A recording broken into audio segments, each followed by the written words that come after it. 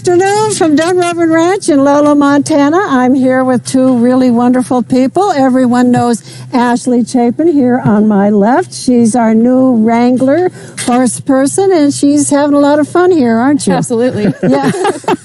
And she's kind of new to the ropes of round pen training. Mm-hmm. And to my right here, I have Brandon Carpenter. I always call him horseman extraordinaire. Brandon's had a huge impact on Dunrovin, and we go back a long ways. Oh, God, I know, I was thinking of that. Oh. Yeah, your kids were just tiny. God, yeah, and they're in their mid-20s and above, yeah. I remember them at the Three Forks clinics. They'd be coming running around in the hay bales. Yeah. Playing in the dirt. Doing little boy things. What Dad does is not important. I got a new place to play. Exactly. Wonderful, wonderful children. Anyway, I have to tell the story of how I met Brandon. I had this new horse, and his name was Power, and he lived up to that name. A really big Tennessee walking horse. And I was at this clinic in Three Forks, Montana, which is about 3 hours east of here, okay? And my big horse was not behaving very well. Not at all, in fact. That's awesome. Yeah. Commentary. Yeah, okay. That's great. It tells us what we're thinking about. That's right. All right. Well, oh, no. Oh, no. Oh, no is right. That's okay. This is ranch life. You take what you get. At any rate, I was having a hard time making my horse stand still. A very competitive, very aggressive horse. Perfect for what I wanted to use him for, which was endurance racing. He was too big for really long distances, but he was very competitive. Loved to run, loved to go. At any rate, somebody said, well, go over and ask Brandon for some advice. And I said, I don't know Brandon. And he said, oh, he's a sweet guy. I think he'll probably help you. So I go over on my big unruly horse, and I explain my problem. I say, he just won't stand still, period. He's moving all the time. I'm not afraid of him, just I can't get him to stand still. And so Brandon said, can I get on? And I said, sure, by all means, please do. Anyway, he gets on, and it took a while to make it. He was a very determined, assertive horse. Very strong-willed. Very strong-willed horse. At any rate, he taught me that, if you give a little, you're going to end up giving a lot. Just like little kids. Just like little kids. And so if you nip it in the bud quickly, you really got to be on your game with a horse like that. And once he gets the message, though, he gets it. And by the end of that clinic, I had a different horse. I mean, I was really on top of it because Brandon just really emphasized that aspect of it. And that really held me well for that horse throughout my life with him. And he was a long time horse. After that. Yeah. Fabulous horse. I put thousands of miles on that horse. Great horse. At any rate, Brandon has come back for clinics. He trained the lovely Lady Lonza. A lovely Lady Lonza. Yes. Okay, don't say any more. I won't. Yeah, and I also remember my first ride with you in the Beartooth Wilderness with her. Wilderness up to a lake, and she did really well. I remember she was great. And he has been here for several foals. He's given a lot of various clinics, and a couple years ago, we tried something really different, and many of you know what I'm talking about, and that is, we call it teletraining, and that is, Brandon, from your home, which is, 400?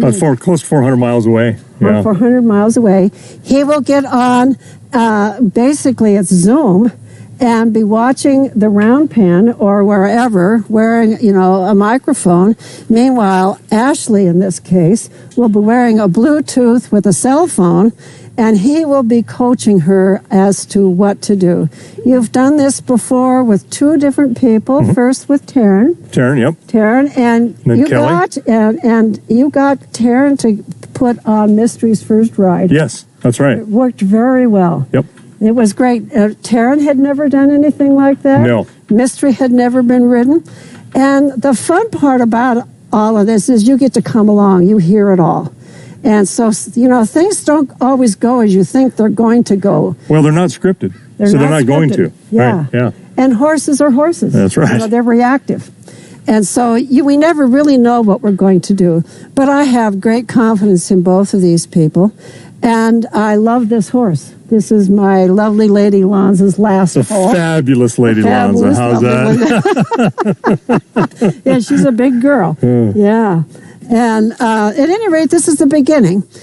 Brandon will be here today and tomorrow to work with Ashley on a number of different things. And then from then on, the training will be from afar with the occasional visit. I hope you... Oh, yeah. Well, oh, yeah. Yeah, come back and... Well, unless you run me off. No, I'm not going to run you off. No. And one of the things we hope to do this year is to get Augie to pull a makeshift sleigh, okay? And that's going to be fun.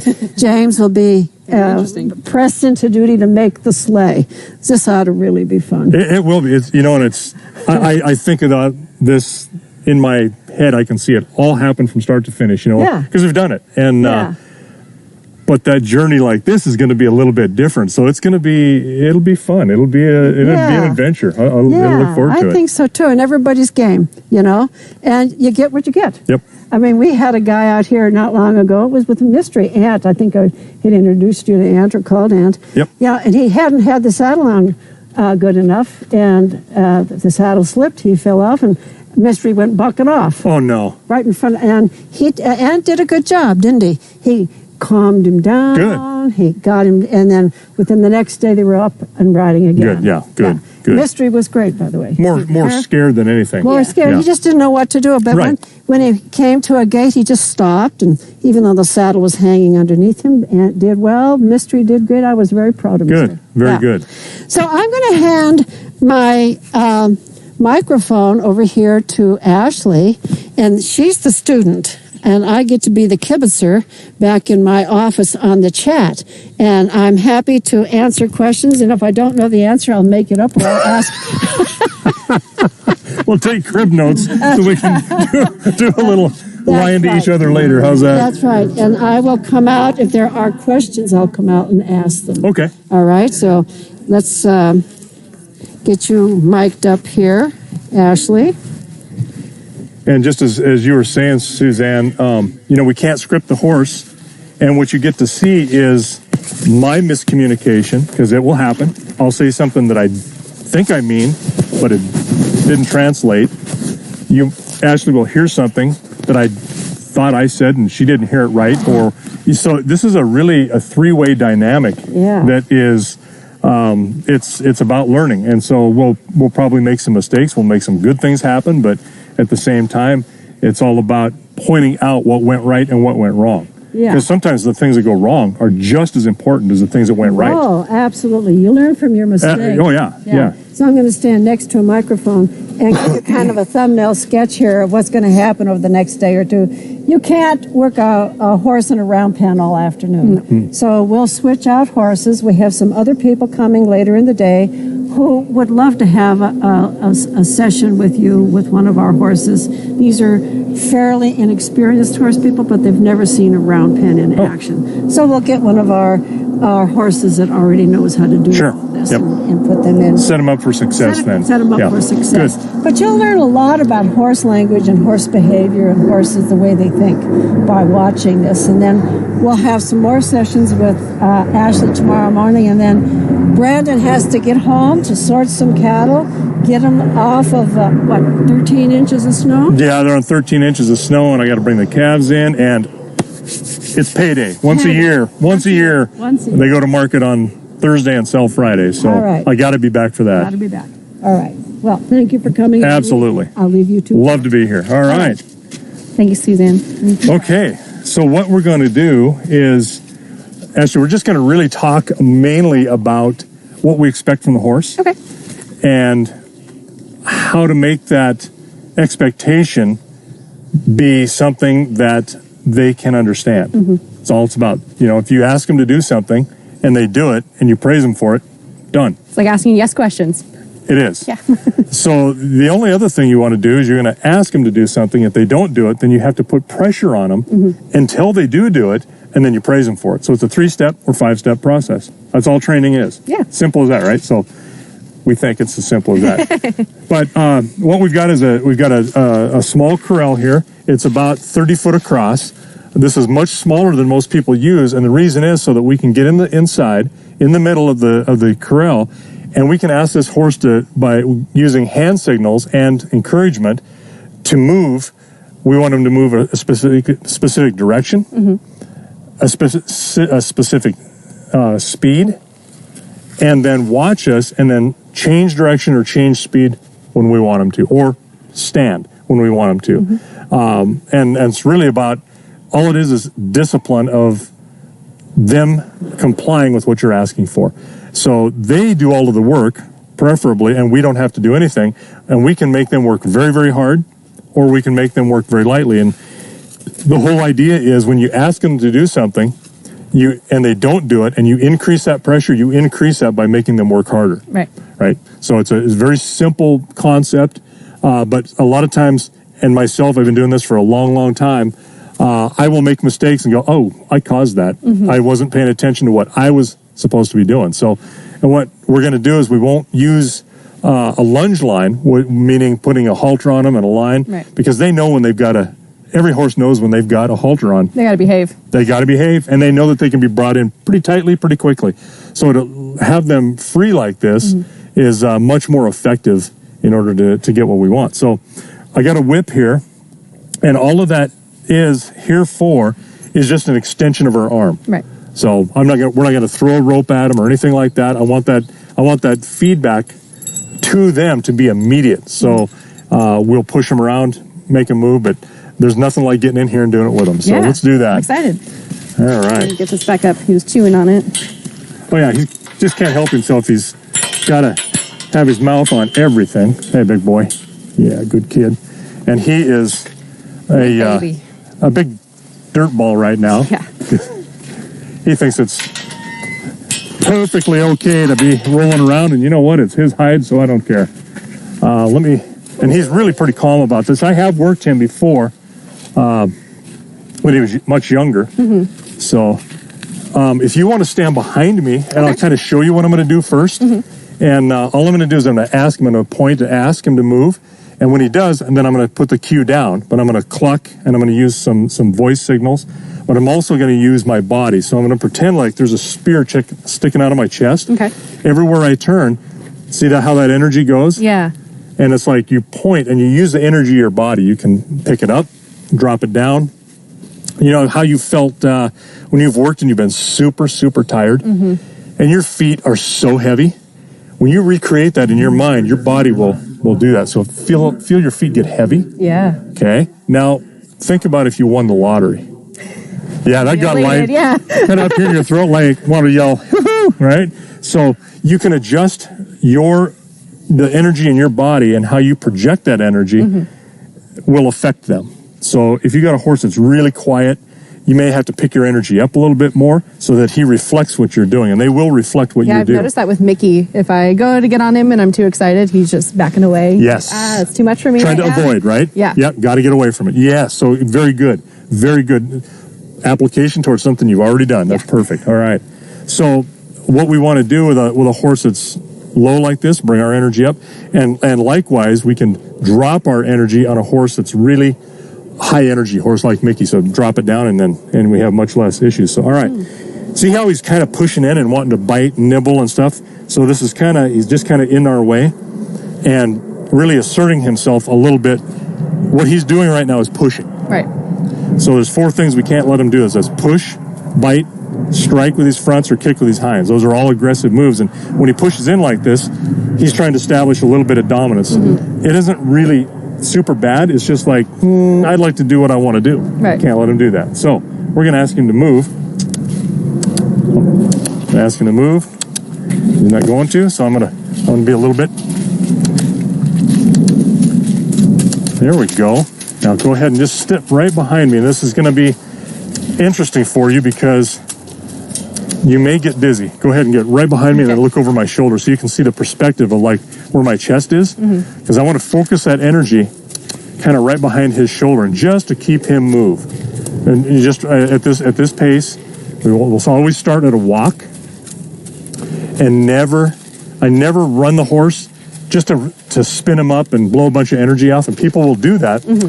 All that does is it teaches them when they come in here, they got to run. Right. So they're just jacked up when you do that. Ooh. Step back. There we go. Now see how I took the pressure off and he stopped? Yep. The same thing will happen when you're working a bunch of cows. If you're walking alongside of them and they're wanting to take off, the worst thing you can do is take off with them. You want to just stop and they'll stop. So same thing here. Now I'm going to ask him to turn this way, but I want him to come towards us. Now he's distracted. So I'm going to come over here, and it's like I open this door. See how much where he can go anywhere he wants here? Yeah. Oh, is he? Good boy. Push him around. Good boy. And whatever he does, I'm going to praise him for it. So see how he's a little bit slow? We'll let him go around here, and I'm going to ask, and he's not wanting to move. There we go. So I want him to move harder or a little bit more than what he would move on his own. Right. Just because I'm in control. It's all about control, and that's all training is being in control. See how he slows up? So there we go. I ask, and he didn't comply. So then I ask, put that, just an extension of my arm out there. There we go. Just barely. Easy. Drop my energy. Easy. Easy. Good boy. Keep walking. So I dropped my energy a little bit. Took him a little bit to comply, but all right. Good boy. There we go. Ooh. Ooh. There we go. Now if we just said whoa, eventually what we want to do is just stand in one spot, say whoa, and he stops. We don't have to take that pressure off. There, he's chewing. Look at him chew. He's like, okay, got this oral chewing, sometimes licking. Sometimes they don't do it right away. Sometimes they won't do it until after you've stopped. Every horse is a little bit different, so you kind of want to watch these signals from them. And he's been kind of watching us, but he's also distracted by anything that he thinks can take his mind off of the work. So now what I'm going to do is we turned him towards us last time. I want to turn him away from us. Some people will say never turn your horse away because I don't want him to turn their hind end to me. Well, you know what? I want the horse to do what I want. Exactly. If I'm going to a herd of horses and I've got 15, 20 horses here that I'm doing work with or they've all come in, they're going to have their squalling and fighting right there because that's what they do. I don't want to be in the middle of that and be collateral damage. So if I ask them to take off, I want them to scatter, right? I have to move them no matter what angle I'm at. If they're in my way, they're in my way. That's right. They got to move, not you. That's right. Yes. Good. So I'm going to do the same thing. I'm going to step towards his shoulder this time and push him. See how I'm really forcing him and standing in his way? Come on. Come on. Come on. See how now I'm going to just push his neck because he's not really complying too well. There we go. Easy. Easy. So that's what you mean about them just wanting to take off. Yeah. Well, and I will run them, so come stand behind me. There we go. Because you being there will actually slow him up. Yeah. There we go. There we go. All right. Speed him up again a little bit. Again, he kind of wants to comply, but not really. There we go. Ask him to move. Now we're going to watch him start. He's going to start maybe trying to cut corners on this corral because it's easier to just do a star shape or a triangle shape where he doesn't have to work as hard. Oh, good. Look at that. He's watching us. Good. Notice how his body is kind of curved towards us or is curved away from us. He's softening his side to us. There you go. Good boy. So that means he's not using body language that's pushing out and ignoring us. He's kind of complying. Huh? All right. Now, a lot of times to get a very good stop on them, you can make them work a little harder, and you'll notice they'll tell you when they're done working. And he's nowhere near that right now, but it wouldn't take long because he's so young. There we go. Did you notice how I just pointed and he picked right back up and he slowed down? Like that. Now he's kind of dogging it on us. Okay. Now I'm going to ask him to stop. Ooh. Very good. Good boy. Look at chewing. Chewing. Good. Good boy. What does the chewing signify? what he's doing is that's their sign to each other and to themselves that, okay, I understand, I'm complying, right? And you notice how his eyes blinked? Same thing, it's like I'm processing this information. Have you ever seen anybody who is working on a problem in their head and you watch their eyes? They do the same thing. Or they're moving their tongue around in their mouth. Yeah, or it's the same Okay. thing, yes. And that's what he's done. Now he's dropping his head a little bit. It's not super pronounced, but when they drop their head like that, there he's like, okay, I understand, I get it. I'm done. All right, do you want to try to make him go around it too? Sure. All right. Now, are you getting dizzy at all? No, I'll be okay. Usually you just pick on a spot and kind of follow that spot around. Yeah, that helps. Just make sure that you keep your chest pointed, and it's been right kind of at the top of his withers, right behind his shoulder. Okay. Not every horse does that at that spot. It's sometimes they will feel like if you're behind them, You got to go a little farther back. you got to go far to push them. Sometimes if you go back too much, they just slow down. It depends on the horse. It depends on how they're kind of wired. You may have to go in front of them, and they'll feel squeezed, and they'll push up. So it's just something you have to find right away, just by watching their behavior. Okay. There you go. Good. And then bring yourself back to the center as much as you can. There you go. And I'm going to, if you don't mind, I'm just going to kind of guide you a little bit and grabbing your hip or your coat here, your vest, and pull you in the spot. Or your shoulder, wherever. Okay, there we go. Okay. So now what we're going to try to do is refine that, and now just pivot. There you go. Ask him. You're asking. Now go ahead and tell him. This is ask, and now tell. There you go. Now come right back to the center. There we go. Good. Very good. Very good. Good. Very good.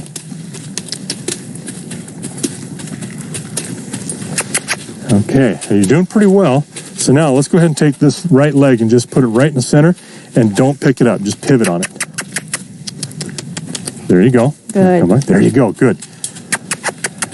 Because the less that you move, the more, and he complies, the more subtle control you have of it. Make sense? Yeah, it does. Okay.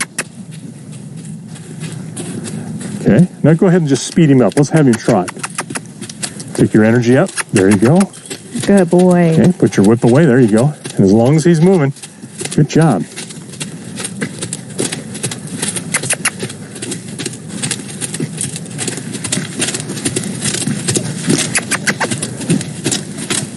Very good. Very good. Pretty consistent. There, he slowed down. Now make him go right away. As soon as he slows down, because you didn't ask him to slow down, right? Right. And you weren't thinking slow down, were you? No. I noticed he was slowing down, so then he was like, oh, slow down. Right. So the minute you see him thinking that he's going to start to really do that action, like really slow down, the minute you see him start to begin to test that mentally, that's where you want to stop him in his thinking and make him continue the speed that you want him to go. Okay. So it's all about stopping their thinking. And go ahead and hold this behind you. There you go. So that way it's just your body. Okay, he doesn't complain. I'll throw that whip out there. There you go. Very good. Very good. Okay, so bring yourself back to the center. There we go. Now this is going to be the struggle. Yeah. So go ahead and ask him to move. And then come back.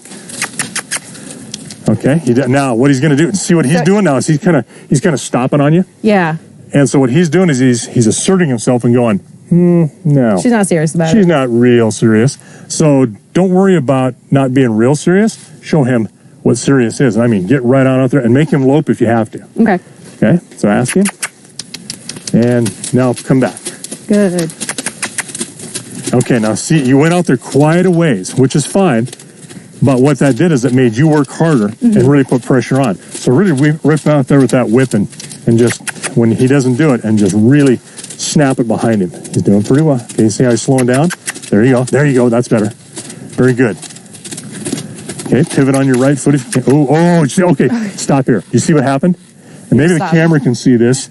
Your chest, center of your chest is clear out in front of him, right? Yep. So that's why he stopped, because you kind of, I saw you turn, and you were just adjusting yourself, mainly because I said pivot, so you changed your whole body and stuck your foot down, and that's what drew you there.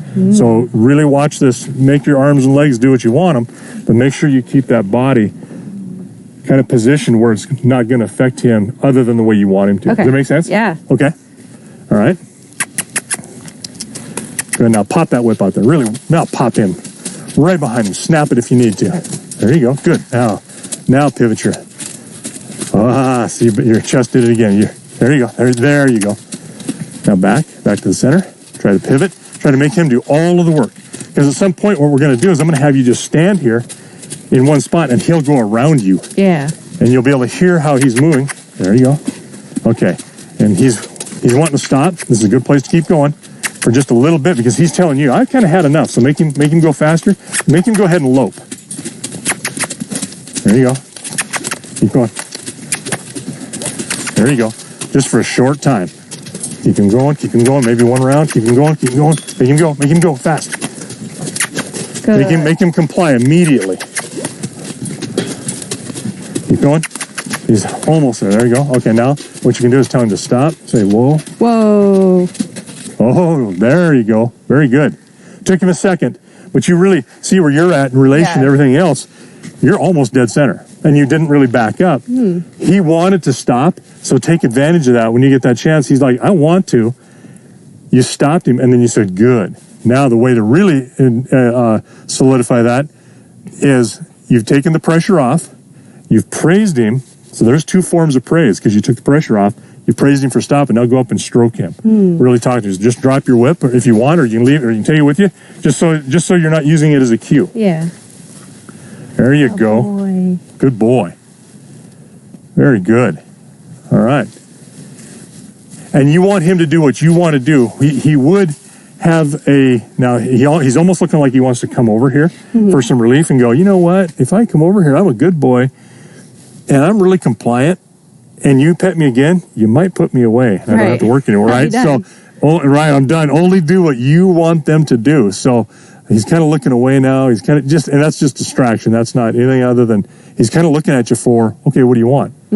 So let's turn him. Let's make him go. We'll unwind what we did. So you can either turn him into the corral, into you, or you can turn him away. I would suggest let's go this way, so he turns towards you. Okay. And then drive him around. That way, you're really getting him to come with you in a way. So go ahead and step over. Now turn your body. Oh, good job. Put your arm up. Look at that. Turn your body. Turn your body. There you go. See how you open that up? No, that whole door kind of opens up for you. Yeah, now just kind of slip right in there. Good. Don't be shy. Now just drive him. Okay, let's turn your body. There you go. There. Drive right up there. Now drive. See, he's getting so familiar. Now push him on the neck if you need to. There you go. Now go ahead. Drive the push. Okay, now step back for a minute. Now ask him with your hand and drive him with your whip. Did I press his back? You can, just go ahead and snap it right behind him. Don't let him step on you. Now he's getting sticky. That's right. Go ahead. Okay. Now if you let me do this for you. See how he's going to get really sticky because if he doesn't have to do anything. So look how he pushes in. Look at this. He did it once. So you actually snapped him on the butt with it. I didn't snap. I actually hit the corral. Oh, okay. But it was right behind him. I told you he means business. Okay, see how you're kind of walking in a circle around him. You're chasing him. Just go like that. There you go. Okay, now I was asking. I kind of got you set up in the wrong spot. I got you a little bit ahead of him. So come back and don't chase. Okay, ask him again. There you go. Don't chase. Ask him. Very good. Very good. Keep that in one spot. Pivot on that foot. Now insert that whip out there. Okay, you can just take us. There you go. Very good. Now when he moves, praise him for that. Good boy. Yeah. Always praise him. Whenever they do what you want, whether it's stopping or going faster. Now he's doing a pretty good job. Oh, good job. See how you just threw that hand out there and he picked up a little bit there. Good boy. Look at that. See Good that? boy. Good job. Can you see that change? Yeah, I can. Okay, good. And you're kind of pivoting. You're kind of chasing a little bit, but there you go. Keep going. Keep going. Keep going. I'm trying a little too fast. But it's all right. Good boy. If you want him to slow down, that's okay. So how would I get him to slow down just to a walk? Okay, so what you're going to do is put your hand down and then drop your energy. Make your feet heavy. There you go. Look at it happen. Good boy. Feel that? Yeah. Feel how you just kind of quit moving as much, make yourself heavy, and they will feel that, reflect that and actually came to a stop which is exactly the thing you do to make him stop. So you can just, what I will usually do then is put a verbal cue with that. And I'll say, for me, it's easy. Easy, slow it down. And because it sounds like what you're wanting to do too, right? It's the tone, easy. Bring my energy down slowly, tell you, and then I hold him wherever I want him to go at that speed or there, licking. Good boy. A little better, good. Sometimes it takes a little bit of time. A good thing to do right now is walk up and stroke him like you did before. Praise him for that because he's really, that's the first time we've really seen him lick. He's been chewing, but not so much licking. Very good. Very good. And if he tries to come with you, he's not going to, then don't let him. Make him stand out there until you ask him to come in, and he will at some point. Okay. Or maybe not. It's much easier to do that with a horse that is unfamiliar with the area, unfamiliar with the handler. They will, when you establish his dominance, they're like, okay, hey, the leader. you're it. What do you want? What do you want? And they'll stick their nose right at your shoulder. You know, it looks like magic, but it's not. It's just about behavior and their discomfort. Now, see, he's sticking that head out. He's not wanting to really work. Okay, so let's go ahead and pick your whip up, and let's turn him again. Okay. Only let's turn him the other direction. And yeah, you picked it up just right. So you're going to want to turn him so he's turning clockwise. So do I go towards his Let's butt? go to his shoulder. Always go to his shoulder. You're always going to go either way in front of him to let him peel around in front of you, or you're really going to be fairly assertive in pushing his shoulder and getting to turn around. Okay. So, there you go. Ask him. Right there. Stop right there. Now ask. Now with the whip, ask. There you go. Now walk towards his shoulder. A little more pressure. Try to go to the right, go to the right, go to the right. So he doesn't try to slip past you. Keep going, keep going. There you go. And if you have to use your fingers a little bit, pushing. See, he's pushing back into you. There you go. A little faster, a little faster. There you go. Harder, harder, harder, harder. Okay, switch hands with your whip. Now point the direction you want to go. Good boy. You just may save that. That's perfect. Yeah. Okay. Ask him to move. Very good. Good boy. Very good.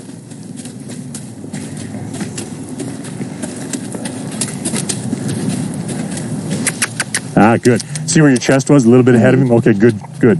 I saw you recognize because I had to ask, mainly for the camera, because I saw, why, they're going to go, why'd you do that? Why'd you stop? But it's wise because you're just a little ahead of him, but you corrected that. That's awesome. Yeah, I can tell now. Yeah, you can feel it, can't you? There you go. Good boy. And he's wanting to be a little bit non-compliant, saying, I don't want to have to do this. There you go. Good. There you go. That walk. Okay, good, very good. And you're moving less and less. You might get a hip cramp doing this. It happens to me. Right in the side of your hip. Okay. All right, now. Ooh. Now, did you ask him to stop? Or? I didn't, but yeah, I didn't think so. I was too far ahead of him. Yeah, well, but he is kind of taking advantage of that a little bit, I think, too, because he's like, I don't want to have to do this. Yeah. So when he doesn't comply, let's really get on him and make him go up into the next gate. If he's just going a slow walk, let's make him trot. Okay. Okay. As kind of a punishment for, no, you need to do what I tell you to do. You're going to work harder. Yeah. They figure it out. They get it in a hurry. So okay. So ask him to move. Whoop. See how he's wanting to back up? Yeah. Did you see? Yeah. There we go. Very good. Very good. Good boy. Okay. Kind of center yourself. There you go. Very good. You're keeping a good control with your chest. Pointed right behind his shoulder. It's very good. Okay, there you go. Put your whip away. Yeah. Yeah. Yeah. Okay. So be more assertive with that whip, because what you're going to do is, have you ever seen anybody? Obviously, you don't have kids. Right. So, you ever seen anybody with their kids, a mother? Oh, look at him. So look at him. Did you see how he pushed into you? Did you see how he stood up and actually stood over himself? Yeah, look at him. He's doing it. See, he's leaning into you. So he's pushing against you. So what we're doing is we're having what I was just going to say about a mother and her kid going, you see them, they go, Mom, Yeah. Mom, and Mom is not, I mean, they're just like ignoring him, right? That's what he's doing with you. You're nagging him, and he's like, oh, okay, it doesn't mean anything. Ignore her. Yeah, exactly. Eventually. So can I show you? Yeah. Okay, so what I mean by this is ask, and this is tell. And ask is, Doesn't move. And then put it away. Good boy. Do what I ask. Good. Put it away. Because if I keep telling him and nothing happens, I'm just nagging him. Yeah. Same thing with my hand out there. I can hold it out here all day long. It doesn't mean anything after a while, right? Good. And he wants to stop in the worst way. Good boy. Because they will do what you teach them that you have to do. So if he's non-compliant and it takes a lot for me to run at him and a lot of high energy, he will make me expend that energy before he changes his behavior. Ooh. Oh, good boy. Now, see, I just moved from here to here, but we didn't step back. So he knows. Oh, look at him, look. I may have taken a step back. Well, it's okay. Yeah. But he's like, he's sticking that head out. It's like, okay, this isn't as fun as it used to be. Yeah. Look at him, look at us. Chewing, sticking that head over the fence. Okay, let's go ahead and have you do that now. Let's have you turn him whichever way and direction, obviously the other way, but whichever way you want to do it, whether you're forcing him away from you or having him come to you. It's up to you. Okay. Dealer's choice. Okay, so turn your body. There, more. Make your back parallel with this rail. There you go. Stick that whip up beside him and drive him. Drive. Turn your body 90. There you go. Good job. There you go. Good. Okay, he's going the same direction. So we got to stop him. Turn him the other way. Now come back over here. It's going to go better this way. There you go. Good Look. boy. See how you turned your body and then he turned that head out. Good. Always watch where your shoulders are at, how they're square to them, and where that chest is pointed. Because when you're doing this, watch this. If you turn and you do this, he's got so much pressure's taken off, he's stopped. Yeah. Right? If you do this, what's he going to do? Look at him. I was already starting to move forward. See how he's just shifting his weight? So that subtleness is there. Does it make sense? Yeah, I can see it. Okay, good. So let's go ahead and ask him to move. And we're just about done with him, I think. He's getting kind of used up. We need to have him, let's get a little higher gait out of him here, meaning let's go to a lope at some point. There you go. And let's hold him there. Okay? Good. And once he's doing it, you can't praise them too much when they're doing it right, but don't praise them when they're doing it wrong. Okay, so pick him up. You're make him lope. Okay, and you're chasing him a little bit, so come to the center. There you go. Okay, more asserted. Oops, sorry. You're right. Not too dumb to get out of your way. A little faster. See, he's making you work hard. So step out there and really pop right behind his hind end. Watch his hind end. Obviously, see how he's teaching you that you're going to have to work hard. Okay? And I know this is first. There you go. Raise him. Good. Okay? Step in the center if you can. Try to make as little bit of effort on your part as possible. Now let's make him move. There you go. Good. Keep going. Oh, he's lazy. He is lazy bones. Good. Okay? Put your whip away if you have to. Okay? Yeah, he wants to stop. Okay, so Just keep him now walking. can I show you? Yeah. Go ahead and stand behind me. Watch this. He's going to go, oh no. Yeah. Come on. Okay, so up above. Up above him. Behind him. Good boy. Crossfire in there. There we go. Good boy. See how assertive that? Oop. There we go. I did pop him on the butt there. I don't want to. Good boy. And see how maintaining. He's wanting to stop by the gate. He knows where he gets to go home at. If I can push him a little bit. There we go.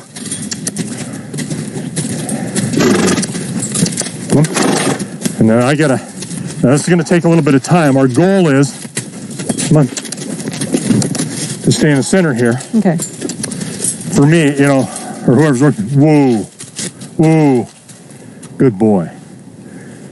So it's going to take a little bit of time to really work him and then step back so that he keeps working, and you have to keep doing that, and pretty soon it's going to get less and less and less, and he's still going to be working for you. Yeah. Would it be helpful if I put like a cone or something in the middle just to teach myself where the middle is? I like to just make sure I just don't lift a foot. Okay.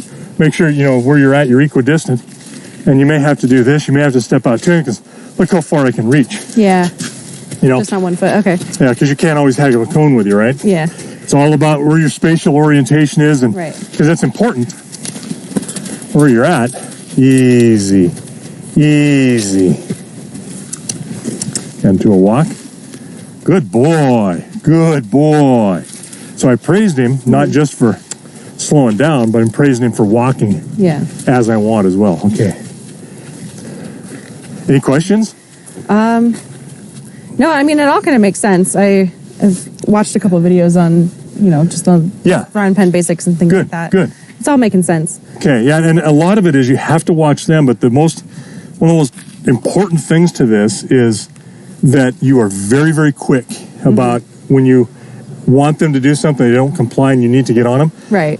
When they don't comply when you've asked, do it within a half a second. If you've gone 3 seconds, it's too late. They forgot what you asked for. Exactly. Yeah. So that half a second is immediately, and that's why it's important to watch what they're starting to do with their body, because if they're starting to do it, they're thinking about it, and you want to change the thought process. You don't want to have to change the body. It's easier to change the thought and pick him back up to a little higher speed than it is to start when he's gone from a run down to a walk. Now you got to pick him back up. But if he's starting to slow that run down a little bit and you get on him and he comes right back up, you don't hardly have to do anything. And that's the whole point. It's that subtle communication. Okay. Let's see if you can get him to just pet, walk up. Of course, I stopped him. Let's have you work him first. Okay. Just whichever way we want to do for a couple, 2, 3, 4, 5 rounds max. Stop, put everything down, get him to do something you want and praise him for it. Walk up, praise him, and then see if he'll come with you. Okay. See if we can get him to start to follow you. And it may take a little bit, so. Okay. All right. Get in the center here. Good.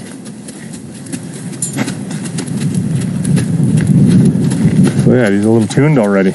Good. Very good. What'll also happen is that when we push him a little bit, then he'll get mad, and then they'll like they're throwing a temper tantrum, and he'll start running out of control or trying everything he can to, dispel any of the anxiety that he's got because he's mad. And so he'll either try to turn and go the other direction on his own. Good boy. There you go. Good boy. Good. I like how you're putting that whip away right away after you use it. That's very, very good. Not continuing to nag him. Always ask first. Perfect. You're doing absolutely the right thing at the right timing. Very good. Very good. Whoa. Well. Okay, you see what's happening there? I was a little confused in what I was asking for him. Okay, so... I wanted him to stop, but I wasn't fully convinced of myself. Okay, well, the point here is, and this is a really good, because I could see it happen in your body language and his, you were thinking, should I stop? Or should I keep going? Yeah, and when you thought to yourself, should I stop? Your body dropped, your shoulders dropped, and he read that and stopped.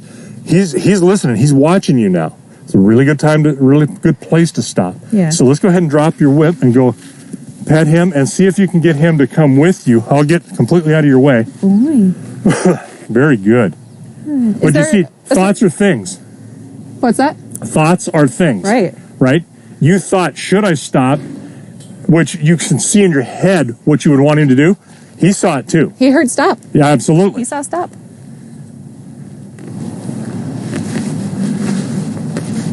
There you go. Almost. Almost. Go ahead and go towards him again.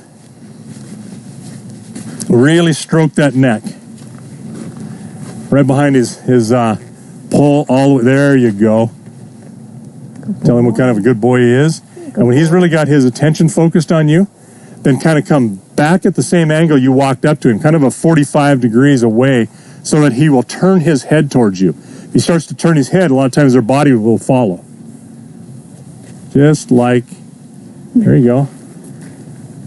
Like that. Good. Now ask him to come.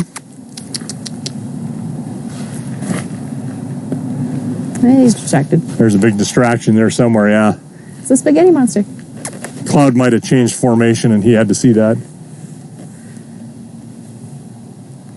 There we go. Okay. So now just walk away from him. Back away. Turn your back on him. One of the things we do, there, look what his head did. See, when you turned your back to him, all of we're a forward-moving animal ourselves, right? So we tend to think forward. We tend to think that what's behind us is just a vacuum behind us. Same thing with that. If you're here and then you back up, you've still got all this forward energy.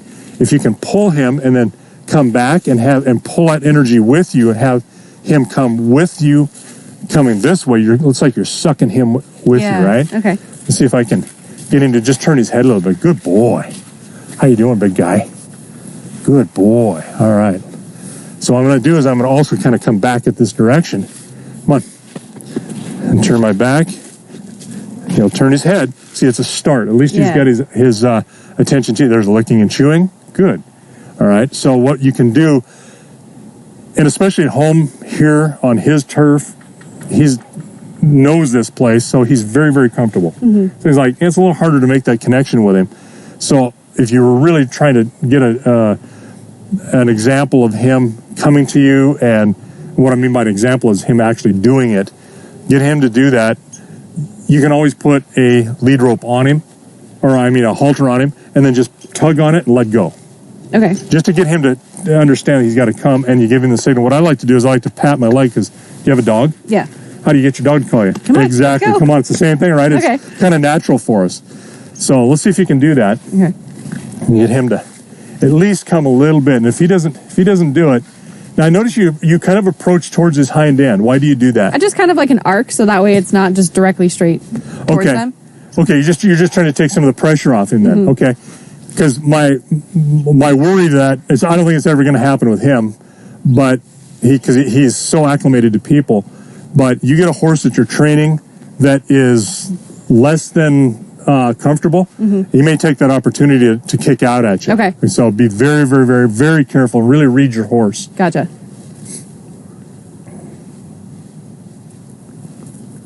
Good shakes. But I like your thinking though that you're taking that pressure or not putting a lot of direct pressure on it. Yeah, no, that's good. At some point, there you go. There you go. Okay, now the noise you're making right now, that's what you use to make him move too, right? Yeah. So you want to be careful because auditorily he knows, oh, that means move. That means go that way. I'm not going to, yeah. So be careful what you're asking. Okay. One of the things that I usually is just I'll say face. So they're facing me and then coming in. Okay, So, a different command is nice. yeah, mixed messages are not good for me either. Yeah. There we go. That's good. Oh, look at him go. Okay. Good. Now just do it. Face. Now, if you want to, just reach up on the other side of his head and pull his head with you when you do that. Okay. And you can come.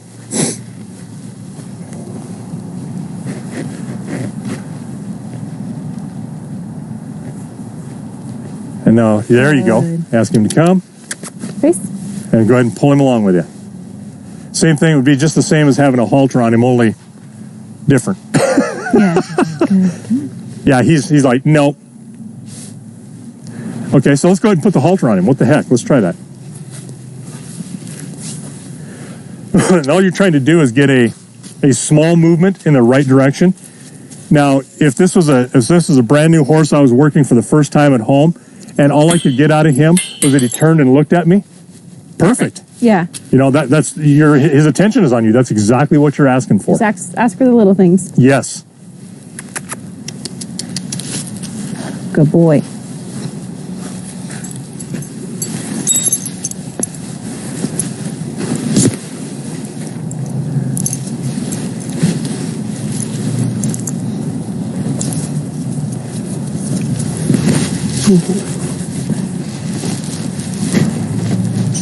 Good boy. Now, he's likely to come with you because he also knows that he can lead up, right? Yeah. So there you go. Now try it. Good.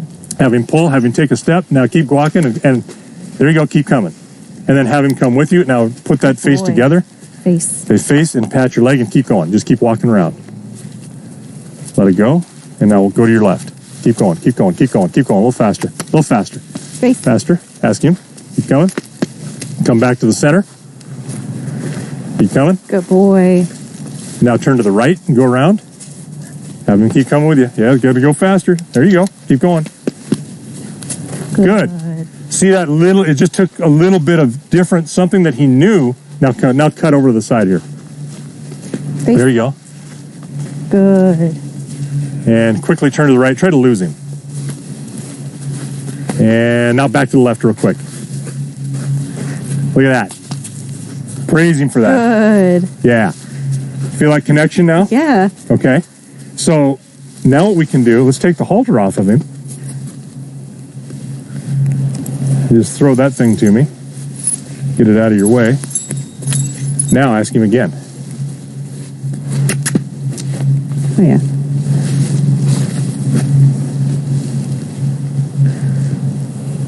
Good. There you go. There you go. There he Face. comes. Ask him. Good boy. Good. Keep going. Got to speed up there. Sometimes the faster you go, the faster he'll come with you. If you slow up and he'll stop, he's got no incentive to keep moving. Yes, he's like, is this what she really wants? Yeah, exactly. Now keep doing the same thing. There you go. Good boy. And you want him to cue on. Oh, distracted. Okay. Go ahead and go to the side where you were at. Just keep walking. Now, you got him undistracted. Now go ahead and walk away. A lot of times if you walk straight, it's very difficult to get them to come with you because if you go to the side, their head will come around, their body will follow. If they just watch you walk away, they just stand there and watch you walk away, right? So always, if they start to hang up, then change direction, just like that. You got him to do it. And he's really curious about this whip. Let's go. Okay, ask him again. There you go. Now, what I would do is I would start on the other side, or this side. It doesn't matter now. If you're here, have him come with you. Okay. Instead of walking around him, because then you just kind of stop when you get in front of him, you just kind of stop the movement. Ask him, ask him, ask him. Face. There you go. Faster, faster, faster. There you go. There he's walking out. There. Good boy. Now come to the center. And go back to the right really quick. Try to lose him. See if we can get him away from this whip. Same thing. There you go. Okay, so stroke him on the neck. Right there. There you go. And now ask him to come. And if he doesn't, then bring his head. But always give him a chance to do the right thing first before you just grab him. Otherwise, he'll just never have you. Yeah, he doesn't have to worry about it. You're going to direct him. Okay. Ooh, almost.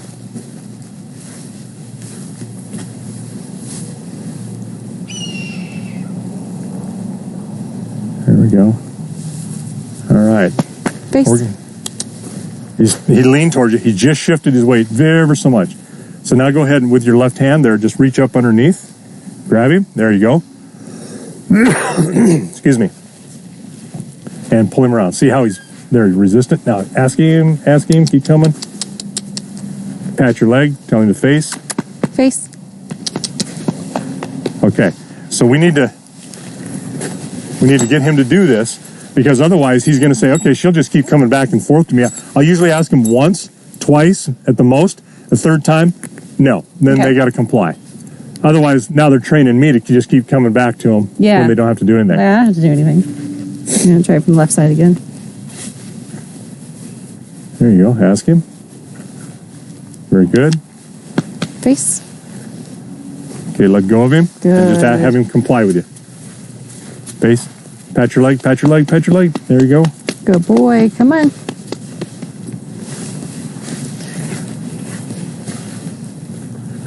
Okay, pat your leg again. I'd stroke him, telling you what you want to do, and then ask him to come. Now come back over towards me. Because you got it. There you go. There he turned his head. He was really stalling there. Yeah. Where are we going? All right. Good boy. And then keep coming, keep going, keep going. Okay, you're kind of making that kissing noise again? Yeah. So just so you know, you're cross-communicating with him. It's all right.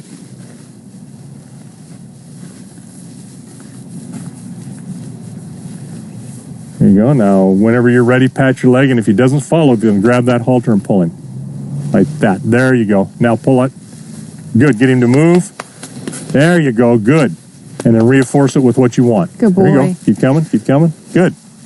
Let's get him past the gate. There you go. Good now let's just boy. do a figure 8. Yeah, he's all hung up on here. I think we've just about worked him. We haven't worked him hard, but It's enough for his brain for one yeah, day. he's like, I'm not ready to do this yet. So you can bust this up a little bit and do something entirely different, which is good for him. Mm-hmm. So let's put him against the rail to finish. And what you're going to do is you're going to jog towards him Okay. and see if he moves. If he doesn't, that's good. Because, I mean, now we're asking you to do something completely opposite. We're going to ask him instead of move away from the pressure. Stand still. Yeah, stand still. But it's all about the context, right? They know when you're not, because you've given them clear direction with your hand signals and tell them to move, that you want him to move. Now you're just going to say, whoa, and make him, and then come at him. So you can start wherever you want to start, and you don't even have to have him on the rail. You could start over here and just kind of come at him at a forward angle, because now even a horse like him could whirl and kick as a self-defense, right? So why don't you just walk over here with me? He'll probably stand. He'll probably stay. There you go. Look at him. He's thinking about it. Okay. Now just walk to him fast with your arms. Okay. Okay.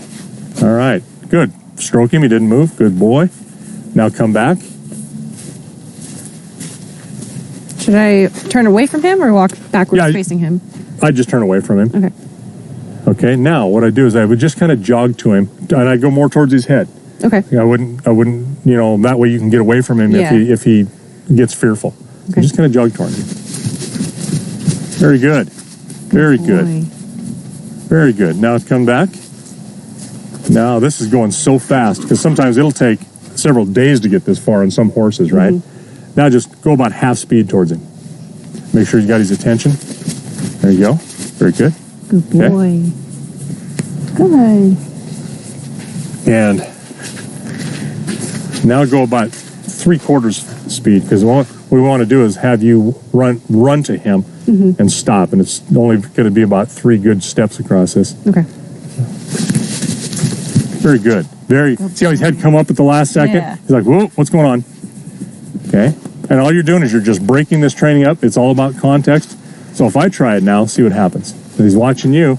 Now watch this. Got his head. Good boy. Good boy. Good. Good.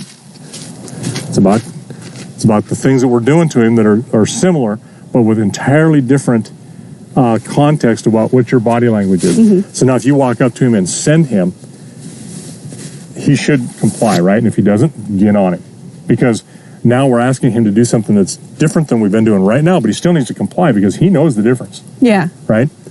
All right. So go ahead and let's step towards him. And as you do it, give him a cue to move. Okay. Like as I approach him? As you approach him. And don't let him stop and make you come to him. Right there. Okay, back. Right there. Okay. Now we're kind of at a disadvantage a little bit because we don't have our whip. Yep. What we need to do is bring that energy in your body up and be assertive and push him. Okay. Yeah. Okay. You grab that whip. That's fine. Yep. And drive him. There you go. Good boy. Now he's kind of pushing our buttons a little bit because he knows he can. So we have to set him up so that when we ask again, he absolutely complies. Does that make sense to you? Yeah. Okay. Because I'm not always good about my words. I have words, but I don't use them real good. All right. See how he's slowing you down? All the way to a stop. So what he's doing is he's telling you, I don't want to have to. Pop him. Make him go. There you go. There you go. Good. Make him go. Keep going. Make him work a little harder because there's no consequence to him stopping. Yeah. But now there is. Now let's make him go about 3 good rounds without breaking into down to a walk. He has to stay at a trot. There's about 1. Very good. Very good. Make him go. See how he's slowing down? Make him go. Speed him up. Speed him up. Speed him up. Okay. Good. See 2. There you go. Speed him up. There you go. And there's 3. So anytime you want to either stop him or turn him. Oh, very good.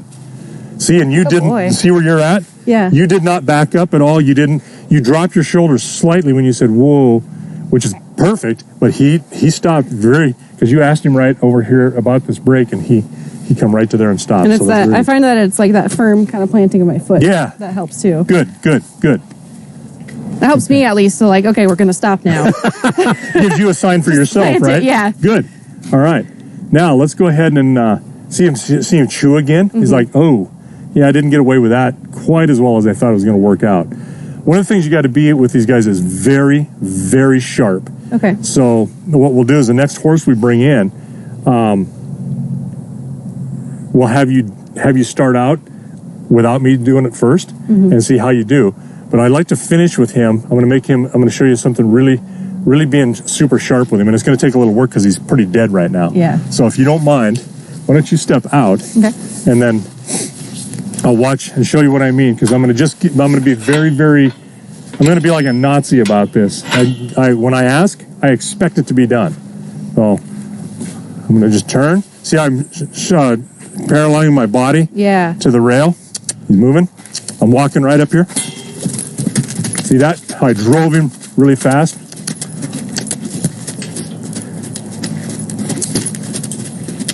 Good. Now I'm going to turn him, but I'm really not going to give him much of an opportunity to stop and stand. Because you know your mechanics of your turns are pretty dang good. For not doing that much, they're really, really good. Good. Okay, see how I'm a little bit more crisp? Yeah. There you go.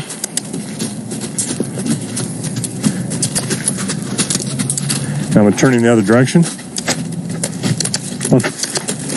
Away from me. Come on. Good. Because he's kind of dead, I'm bringing my energy up a little bit more to have to make him move. Woo. See, that's a sloppy whoa. Look at that. Whoa, you want to move? Stopping. Okay, then we'll move. See, he didn't comply. Yeah. So I'm going to make him go.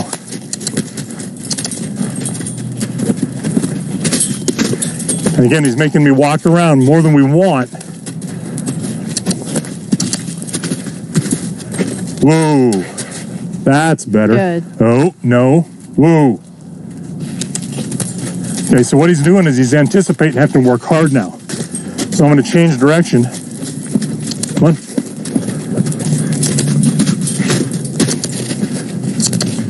Good boy. Very good. That's much better.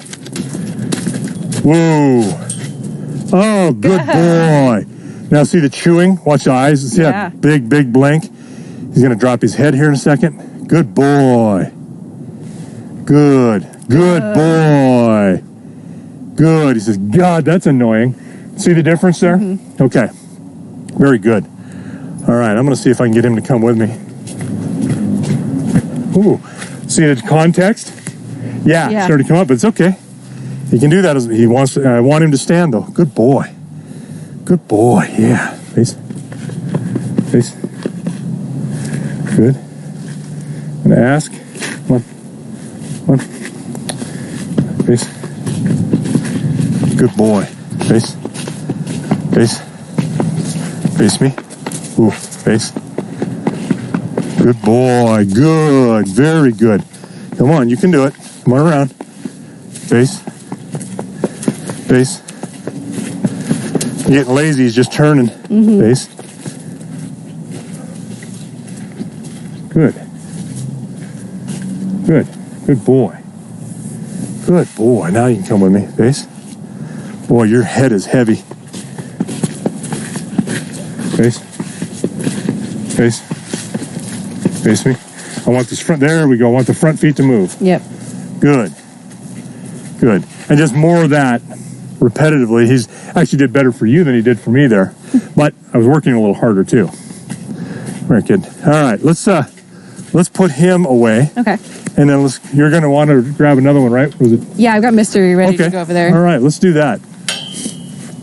Any other questions at all about that? Because if you're not sure, it's probably because I didn't communicate it right? Yeah, it's really more just me being more assertive with it. Yeah. I don't want to be like chasing them, but also like it's okay, you know, if you need to get up there in their business and get them to go. Yes, good. Good. I don't know if Suzanne hasn't hollered at us, so I don't know if we have any questions or not. Very good. Look at that. Good boy. Very good. Yeah, he's a little bit dead, so he needs to be pushed a little bit further, a little harder, in order to make himself crisper. Yeah. All right. Good job. And we'll grab Mystery now.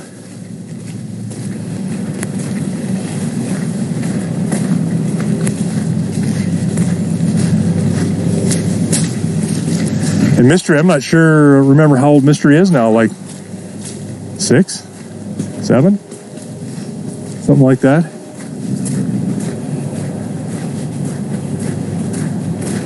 And Mystery will have a little bit more energy, a little more life to him, a little more mature horse, a little older, and he's naturally a little bit more energetic than Augie is. And Augie's at that point too, where he's kind of like the lazy teenager, where doesn't want to have to work very hard. He'd rather play with his thumb-talking skills. And it's a good thing they can't text, but we wouldn't get any work out of them searching the internet. But this will be a lot better. Be able to have Ashley increase his little skills and be able to be a lot more responsive with him, I'm sure, with Mystery, because he's a lot more responsive mentally. The uncles. And he might try to cheat her as much, or a little bit more too, and be a little bit more of a challenge, so this will be good. You do several thousand horses like this, and you can kind of predict what they're going to do. Or maybe not. I'm wrong often. Ask my wife. See, Suzanne, I can hack on Lisa because she's not here. Like she can't defend herself. It's a nice place to be. Now I just got to figure out how I can get home. Let's go. Let's get your baby. Come on. Good girl. I think she's got to do some shuffling of horses here. Like one of those little number cubes where you got to move one square at a time. There we go. Come on, Miss Lady. Miss Lady. Garnet, go.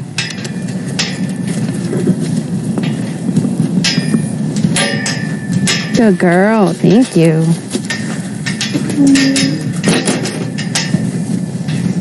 Mystery.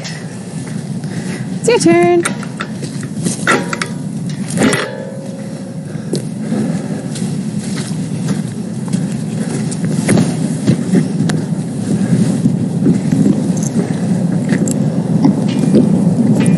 You ready to go work? You ready to go work?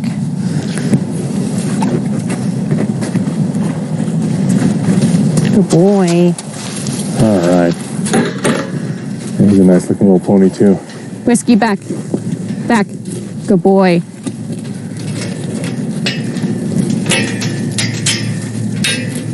Go on. Go.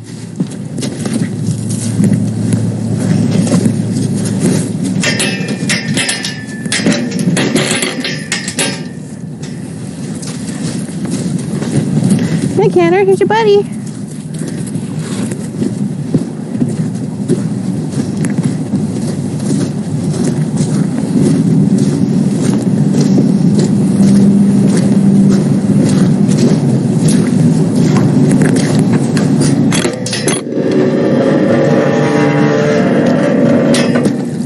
Good boy.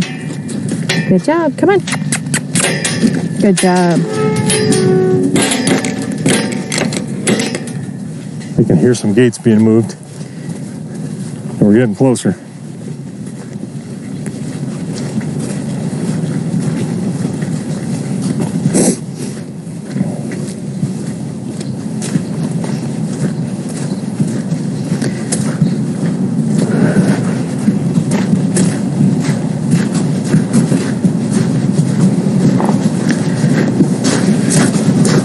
There we go.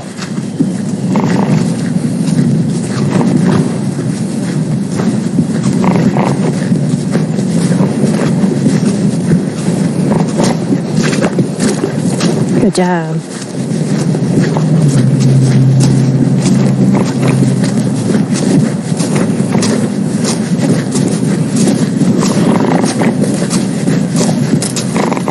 All right. You can hear him blowing rollers. All right. So, you feel pretty confident? Yeah. Okay. I need to... You're doing good. Do you mind if I grab some water from the No, not at all. quick? Okay. Let me let him Not go. at all. And I'm going to stay on the outside this time. Okay. And then I can yell and scream at you from here and throw dirt clods. How's that? Well, I wouldn't do that. I'll just hang on here with him and then watch you. And you, I was just talking on camera that he's going to be a lot more. he's a lot more sensitive. Yes. He's got more energy. And so he will be much, much more animated in his movement, a lot more reactive. Yeah. Yep. Which will be very, very good. Now that you've got all of the subtle stuff and know what to look for, this should be a good transition. So. All right. I'll be right back. All right. Hey, old man. Hi. You come see me? Yeah.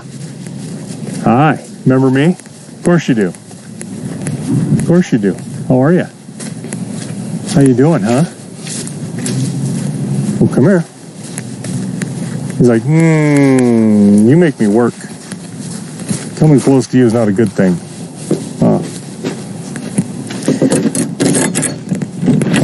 You come see me? Move your neck around. Oh, yeah. Standing spot. There we go. Hi. How you doing? How you doing? Come see me. How are you? Hi. Hi. How you doing, old friend? Huh? How you doing, old friend? You want to work? Were you just bored standing there? Yeah? How you doing? Yeah. Good boy. Yeah, you're a good boy. All right. Can you be good for us? Do exactly what we want? Give it a shot.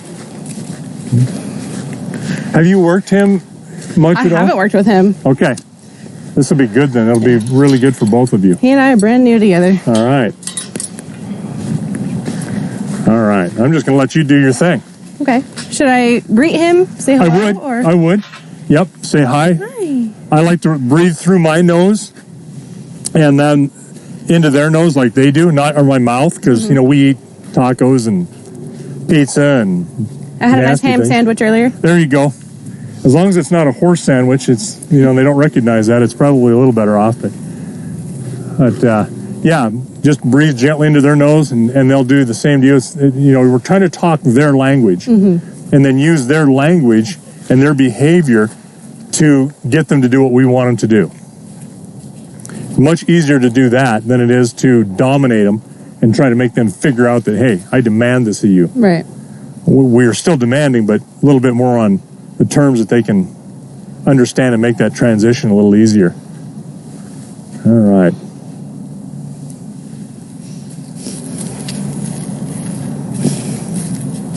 There you go. Okay. All right. I'd go to work now. Okay. Oh, look at that. A good boy. So he may be, whoever's worked with him the most last may have him so where he doesn't want to stay out on the rail. He'll want to keep staying with you because, hey, I get attaboys for doing that, right? Yeah. So what I like to do is have them do both as I ask. Okay. I'll make them stand out on the rail, and then when I'm ready, then ask them to come, and then they come to you. So when you can do that, that's when you've got that really well established and they understand it. And you'll get that way with Augie. You may have to push him back to the rail or make him stand at the rail before he can come in. Okay. Completely different and opposite types of behavior and ways to things to work on it, and still putting you in control either way. You're calling the shots. Okay. All right. Good boy. Okay. Slow him down. Just have him walk. Easy. Easy. So you may have to step back a little bit. Okay. Easy. And keep stepping back in a circle. There you go. Make him walk. Easy. Okay. A little faster. Easy. Back up. Back up. Easy. Back up more. There you go. Good. There. See how far you had to work away? Back up again. Okay. So when you come straight back, go straight back now. Straight back. Don't come in a circle. There you go. See how you... There. Now you're just kind of walking in a slow circle. Very good. Until you transition to where you're just standing in the center. Step back. Straight back. Easy. Straight back. Straight back. Don't go in a circle. There you go. Now you can come. Now you can turn. So what you want to do is when he's starting to work past you, if you step back enough, he's going to put pressure on himself and stop. Like, come straight back towards me now. Straight back. There, look at that. Good. See, he's put the pressure on. So now he's turned around. Turn him right back around the other way because you never told him to turn. He's just looking for a place to go. And watch that hind end. See, he's a lot different horse than Augie. Okay, so get him to stop. Whoa. Okay, see, you did this for a whoa. It's not much different than this, right? Yeah. Or doing this. So just use your body. Okay. There you go. Have him look. Now, just step one step towards the center and just have him walk. There you go. Much better. Drop your energy. Oh, put it down. Your energy's kind of in your belly. Put it down in your feet. There you go. That's good. That's better.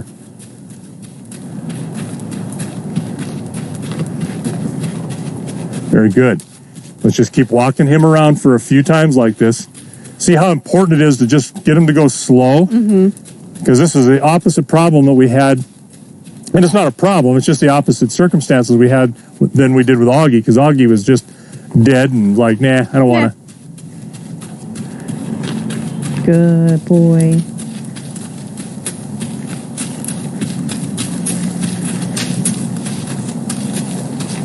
Good. See how he started to kind of ignore you? He's looking out. It's like, nope. Same thing. He's just kind of like, yeah, I think she'll go away. Okay, back up. Don't let him go. Or did you ask him to move? I did click him on. Oh, I'm sorry. Okay. That's okay. It looked like he was just looking out towards the side, so I wanted him to keep going. Yep, that's my mistake. I'm letting you have control here, and then I didn't hear you. Well, there you go. Good.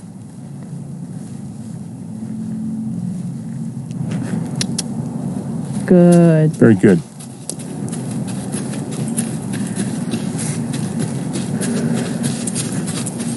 So you're controlling him. That's great.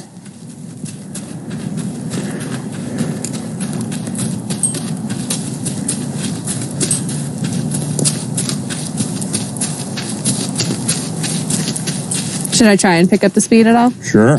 You bet.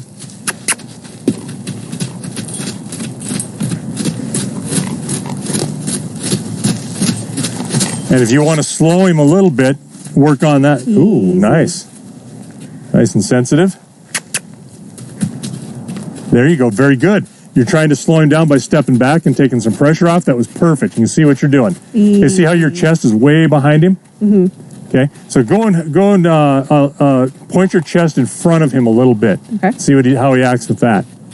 See how that's holding him back a bit? There you go. Yeah. See his head's even coming up. He's just like having to be pushed back a little bit or pushed down. So that's good.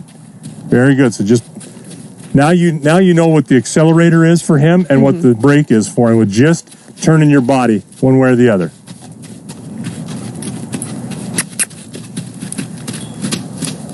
There you go. That's a slower trot. Very good. Good boy. Easy. Good boy. Very good. Good. Easy. Very, very good, Ashley.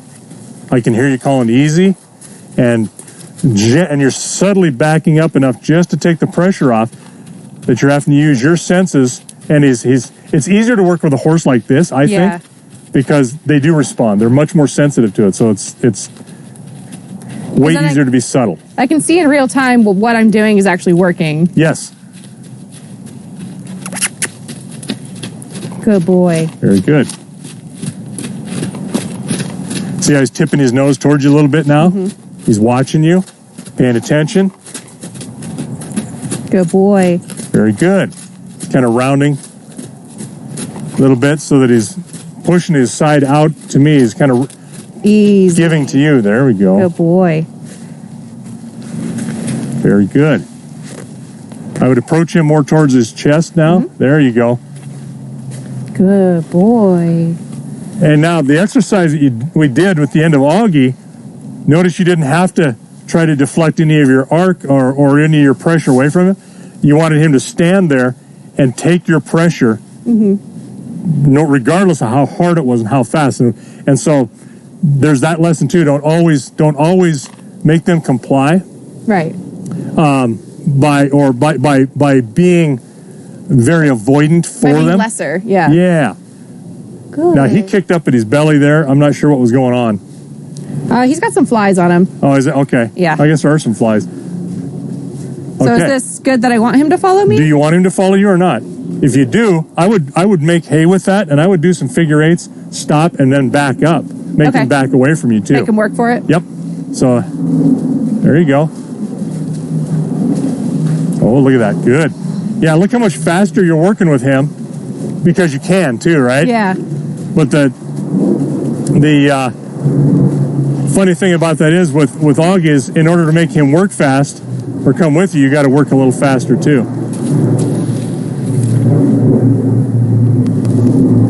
Right. Good boy. Whoa. Yeah, he moved that whip so it kind of spooked him a little. Yeah. Okay, so go towards the center with him. Make him stay behind you. And when he comes with, now stop and back up. Back. Okay, very gently. Just back up. One step, make him come with you. Okay, he's going to kind of come around you. So what we're wanting him to do is just follow you in a figure eight, do whatever you want. When you stop, then back up, and he's supposed to back straight back with you. Okay? And if you have to work your hands on his side to begin, that's okay. But it means he's watching you and he's doing what you're doing.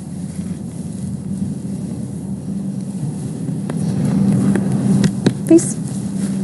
Very good.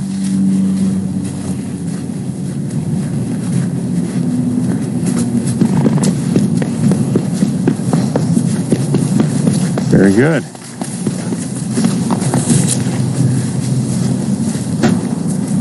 Back. Back. Back. There you go. Just kind of tap him on the... There you go. Good boy. And so when you push him, when you feel him against your back, he's going to push into you. Feel that? Because horses are an into pressure animal. They're also an away from pressure animal. But in that context, he's going to push into your body. So just reach back now and just tap him on the chest and step back a step. Back. Back. There you go. Make him go with you. Back. Okay, come back forward a little bit. Little foot. Come forward now. Just pop him just a little harder. Back. Tell him back. Back. Good. Back. Okay, same thing. When you hold him, he's going to push into that. Yeah. So don't push or hold him with your hand. Just pop him, just like you were doing, and you were doing great. Back. Back. A little harder. Back. Okay, step in front of him. Right back. There you go. Good. There, that's better. A little more. Good. Back. Back. Step over to your right a little bit. Get right in front now. Back him up. Back. Go ahead and pop him. There you go. Back. Back. Good boy. There, watch him. Okay. All right, now pet him, and now have him come with you again. Face. There we go. There we go. Now see how he's anticipating where you're going to go? Yep. So kind of come out to the center. And now take a quick turn to the other way. There we go. Boy. Now you can drive him. You were going kind of clockwise with him before. So let's change it up. Go ahead and have him. There you go. And have him stop. Now, back up. Okay. See how he's going to get defensive there? Yeah. See how he's turned his butt to you? So let him come to you, and let's get him to stop and stand kind of parallel with the rail. So walk up, stroke him, and then just walk a couple of steps away. Have him come with you, and then stop. All we're doing it, there you go. All we're doing is there, right there. Now stop, praise him, and pet him. Boy. See, look at that lower lip. He's he's a little confused about, okay, what exactly she want, but he's also working it a little bit because he knows you want to back up, but he's like, I'm going to blow out of here. I'm going to use this as an excuse. Look at that, lick, chew. Okay, good. Now, what we're going to have to work on is to get him to stay at the rail and not come with you now, right? So what I would do is walk away, start to walk as he comes up, and get him to set and say, whoa. Because that's whoa is, if that's what you use as a cue. Yeah. Yeah. Then you'll just keep walking away and whoa. So and you'll just kind of push your energy towards him as his head comes back, because you want that head to go back in line with his body, not watching you. So do I back up facing him, or with my back to him? I would try it facing him first, because it's easier to stall him or arrest that, because your body's energy is going to push back at him. Okay. Right? So I would just step back towards your center. Whoa. Good boy. Praise him for standing there. Good boy. If he starts to step towards you, you step right back to him and make him, and you can do it assertively to make sure he stays out there. He almost acts like he wants to come to you. It's tempting, but don't do it. Good boy. Good. Very good. Very good. Good job. Okay, now you can go ahead and work him if you want. Okay. Good job. Let's do this side.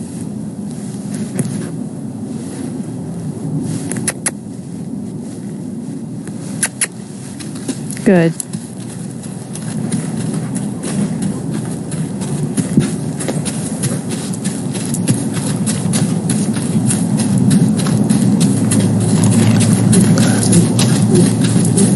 Much more controlled walk. See that?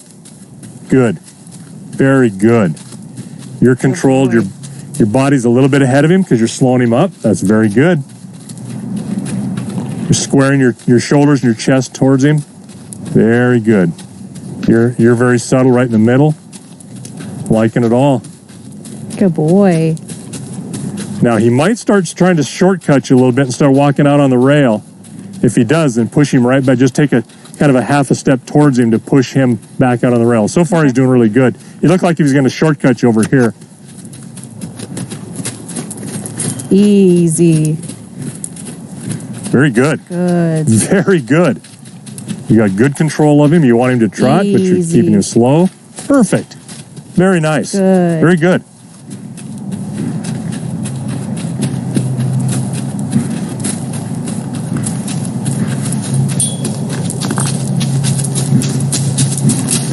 Still watching you. Nose is tipped towards you. His head's tipped towards you. His ears watching you. Got an eye on you. Very good. Good. Very subtle there, wasn't it? Mm-hmm. You just put your fingers up. That's it. That's all you needed to do. Good job. You didn't overdo it. He's watching. When he can see that, he's definitely watching you. Mm-hmm. Good boy. Easy. Good boy.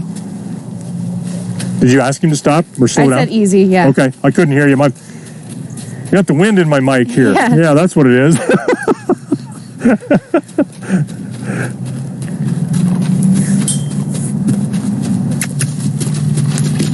Good. Very good. Very good. Very good. You're very controlled with your body. I like that. Now drop your weight, drop it down on your feet and see what happens. Wow. And you backed up a little bit, took the pressure off. That's all right. You asked him to stop. That's fine. Good boy. But you notice how he started to slow down about halfway across there when you drop that energy in your body a little? It's hard to control that you'll get better and better at it, though. Right. It's a lot easier to stay in control of a horse that's already moving than to try to keep your energy up to get a horse moving. Completely agree. Absolutely. It's kind of counterintuitive that you think you can control them when they're not moving, but what are you doing to them? Right. Right? So sometimes you got to get them to move so you can control them. Yeah, he's like a dial. You can just kind of turn it up, turn it down. Yes, that's right. That's awesome. Very good. Should I try turning him around? If you want. It's your horse. Do what you want. Good. Very good. You're turning him away. Good job. You kept your chest squared to his and your shoulders squared to his shoulder and pushed him. And that's perfect. As soon as he turned, you backed up and you let him go. You couldn't ask for anything better. Very good. Thank you. Good boy.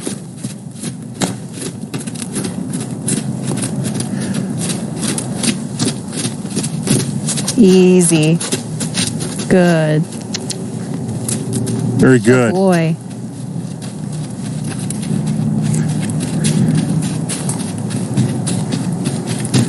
He's listening to you because when you said easy, he went ahead and stopped. Good boy. But you also backed up just like that, so that's okay. He's kind of doing what you want. You're telling him what you want. Mm-hmm. You're not telling yourself what you want. Okay. You're over communicating. You're communicating correctly where you were stepping back to have him stop, just not slow down. Very good. Very good.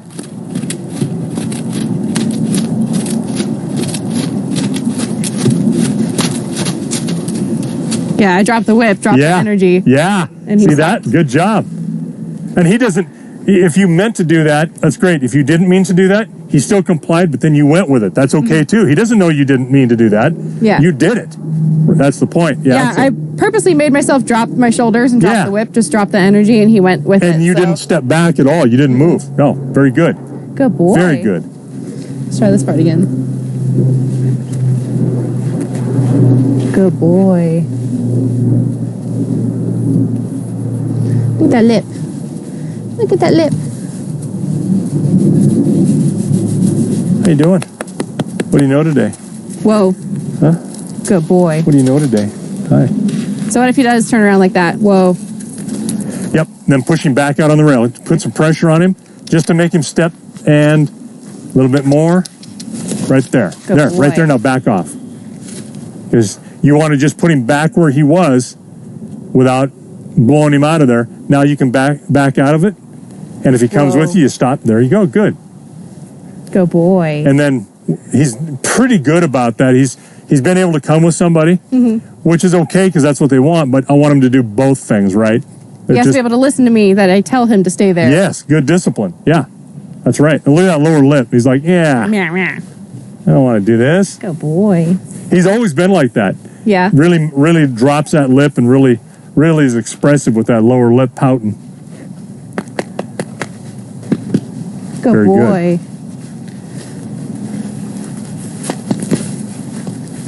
Good boy. Yeah, he follows me the most out in the field, like when I'm feeding and stuff. Yeah. So we're already buddies. And it's not always for feed. It's just he to be just there. wants to say hi. Yeah.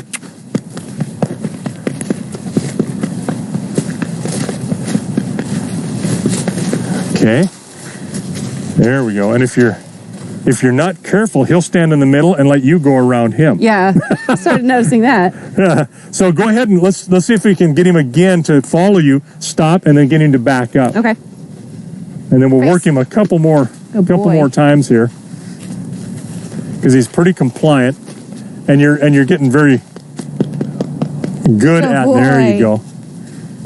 You're getting very good at being able to adjust yourself to them, and that's perfect. That's what it's about. Good boy. Back up. Back up. Okay, more subtle. More subtle. So what you kind of did is a kind of a chicken flap at him. Yeah. So just back up, and if he doesn't move, then just pop him. Okay. Okay. Because he's all about subtle. You don't have to be really loud with him at all. Okay. And if you want, step in front of him right now and just have him back up against the rail. There you go. Now back up. Back up. There you go. You're doing great. Back up. He's shifted so far back. Back up. Okay, don't. There you go. Don't touch him with your body. Just because you want him to. Our goal is to get him to respond without touching you, Yeah. that he just, you know, walks and does kind of a dance with you. Look at him. He's very good. He's dropping his head. He's really pouting, really talking there. Back up. So there you go. Back up. Back up. Gently. There you go. Good Keep coming boy. back. Keep coming back. Back up. Back up. Good There you boy. go. Keep Back coming. up. Keep coming. Back up. Good boy. Yep. Keep Back coming. up. There you go. Good That's boy. better. That's better. That's better. Okay. Whoa. Let's do something now that we're working on that. Let's go ahead and halter him, lead him around, and we can bring him out here to do that. Maybe back and forth across here. I want you to just have him come with you and then stop and back up. Okay. And if he doesn't, we can contain him that way and make him go straight back. Okay, because he's a little sloppy about he's that. like spinning around back. Yeah, he's almost like he's getting defensive. He's not, but it's just easier for him to work like that instead of we're going straight back. It's a little harder work for him. Right.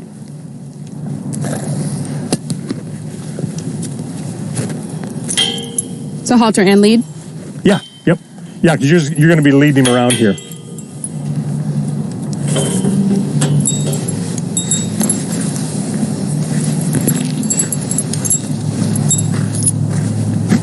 Good boy.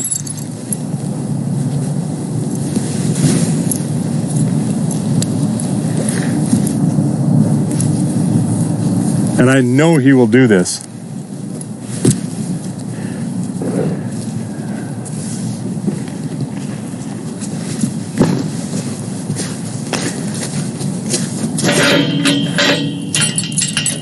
And so what I do, just go back and forth here with him and just walk straight out. Yep, just straight, walk out, walk. Now just stop and suddenly back up. Back up. Like that. Okay, see how he's going off to the side? He made it just a 180 there. Yep. So let's hold his head. You might have to just kind of guide him. Okay. So that he doesn't turn. Okay. Now just walk away from there. There you go.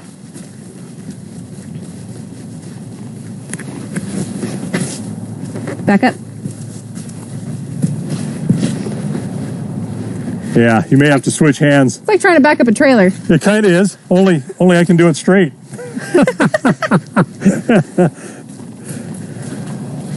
Yeah, just come this way. Actually, you know, use your corral back and forth. Okay. There we go. That's better. That's better. Good. Okay, still pulling around. See, he's still kind of coming at 45, almost a 90 degree to you, but it's getting better. So, walk faster. And then just go through the motion faster. And then just stop and back right up. Back. That's better. And see, he didn't have to turn his head. He didn't have to hold it. So let's go ahead and continue straight on with him and you. Walk a little faster. Make him pay attention. And back up. Back. Better. Better. Good boy. Keep coming. Okay, so one thing you're doing is when you're walking, you're kind of going to stopping and back. When I say stop, do this.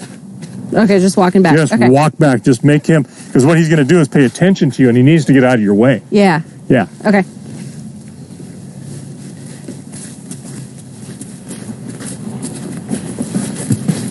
That's better. Good boy. He's still kind of coming off to the side here, but you may have to hold his head and make him. Let's see if we can get him to back halfway across the corral. Okay. So what we're still working on is part of that is a issue of respecting your space, and then he's getting better about that. But then we want him to just comply and watch what you're doing. Okay. So then that's the discipline part.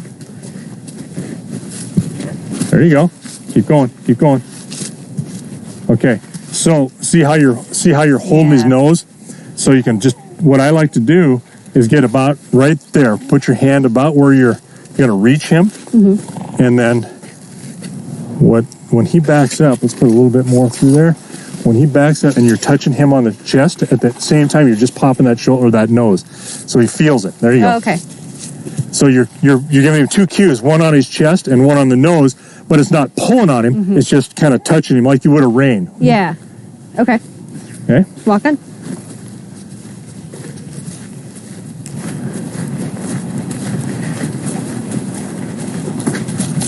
Back. Much better. You're doing better. Now pull him towards you. do you mean pulling towards me? Well, you pull his head over as you're backing. There you go. And step by his shoulder if you need to, just to make him line his butt back out. There you go. Keep pulling. Back. Pop him, pop him, pop him. There you go. Good. Much better. See how you got about 3 steps there that were mostly straight? You're behind him a little bit, but that's okay. You're still asking him to back straight. All right, let's put him back in here. Okay. And I do that periodically out of the blue.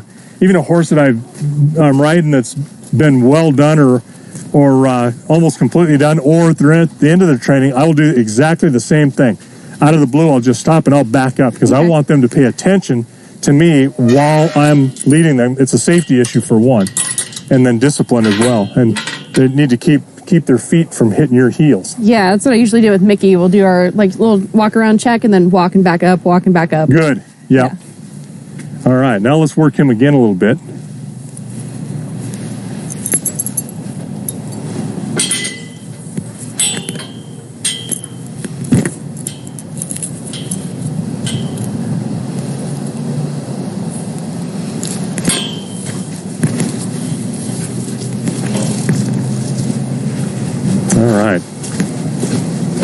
Now he's a little bit more high energy, a little more flighty.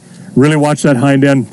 When I saw you walk up there with him, but first I thought, okay, and what you said makes good sense, but really watch them because you never know what's going to set them off. Okay.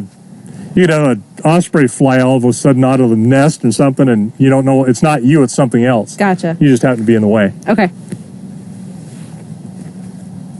So being behind him, can I still give him direction of where to go? You bet. He's watching you.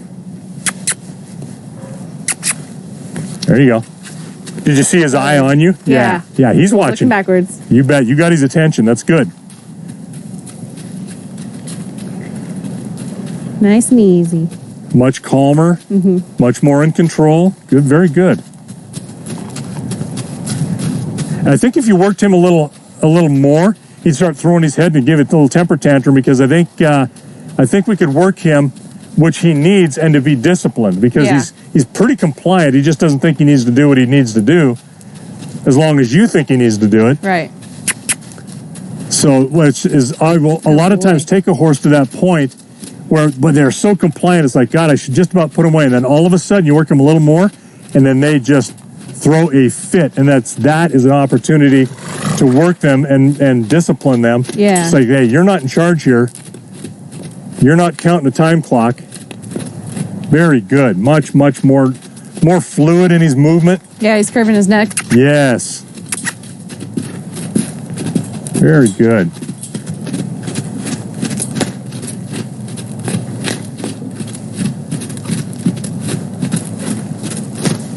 Whoa. Good boy. And he looks right at me after he stops. Perfect. You can do and praising him like that is good. Now you can either send him away again, you can turn him, whichever way you want to do it. Anything is up to you. Let's try turning him. But he has sure got his attention. Very good. Good boy. Nice turn away. Very good. Very good. Easy. He's almost as fluid on this side as he is the other way. The other way was a little more fluid. Easy. Good. Good.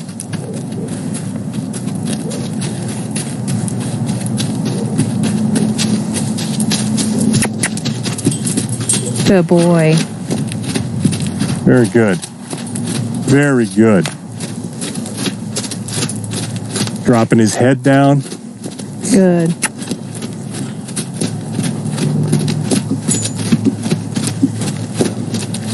Now, what I would do if it was me, if I were you, I would, next time you turn him, have him lope 3 or 4 times around and see if he throws a fit.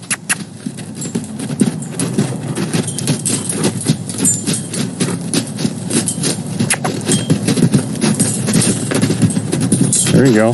That's better. Pretty good. Now you're going to be able to get a good stop out of him. Whoa. Ooh, turn him the other way. He made the decision to turn, or did you turn him?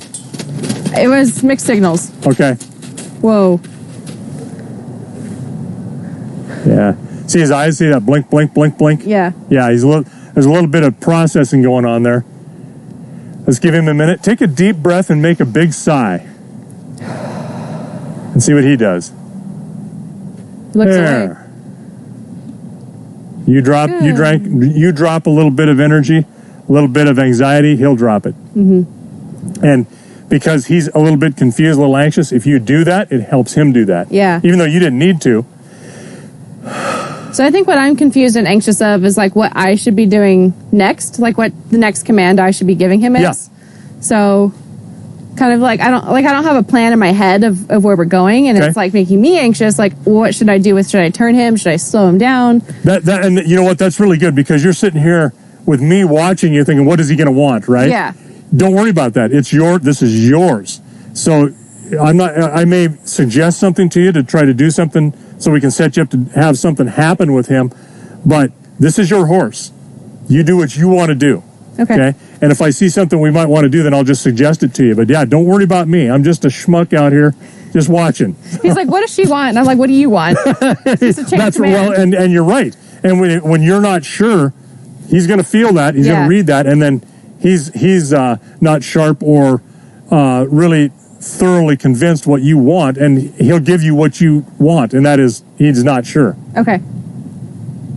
So that's very good. Very good. Yeah, so just do whatever you want him to do. Good.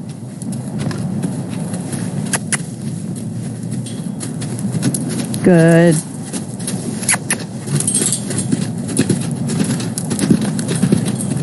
Easy.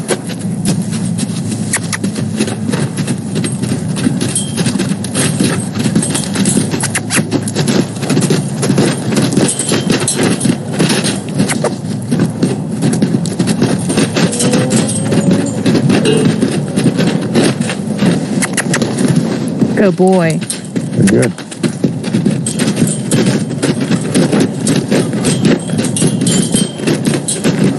Yeah, we just want to make sure that when you stop him or when you turn him, it's what you want. If he all of a sudden just turns the other direction on his own, that's a no-no. Whoa. Oh, good. Boy. Nice. Very good. Good boy. Look at that. Do you see that? He was waiting for you to give him some direction. Yeah. Yeah, very good. Nice. He hesitated, looking for clear understanding of what you want.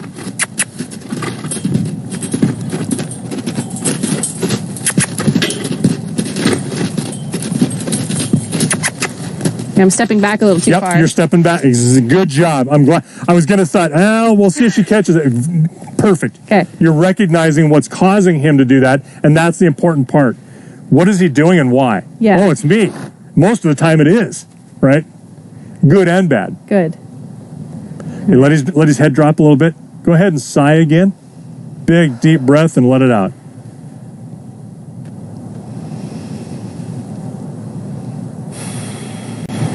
There. Give him a minute. His head will drop. There we go. Very good. Praise him for that. Good boy. Yeah, it's okay to be comfortable. And when they get comfortable, praise them for it. Very good. Good boy. Very good. All right. Good I'd have him follow you around a little bit. He's really good about complying about staying on the rail. So I'm pleased with that for you. And you're able to make him do that. Yeah, we got to get that whip out of there. Yeah. It's just a distraction for you. Just give her a toss. There we go. All right. That'll help. Get that thing out of here. I'm thinking that one thing that we can do with him, and I did this when I put some time on him as some training time, is he's very reactive, like you said. You recognize that. You know it. So when I would run at him in the corral, it took a while to get him to comply with that. And that's something that you can also work on. Okay. So he's not so reactionary with you. But yeah, let's go ahead and have him follow you around a little bit. See if he'll back straight with you like you were working on the outside. You can make some application of what he learned out here. Okay. Very good. Very good. Good boy.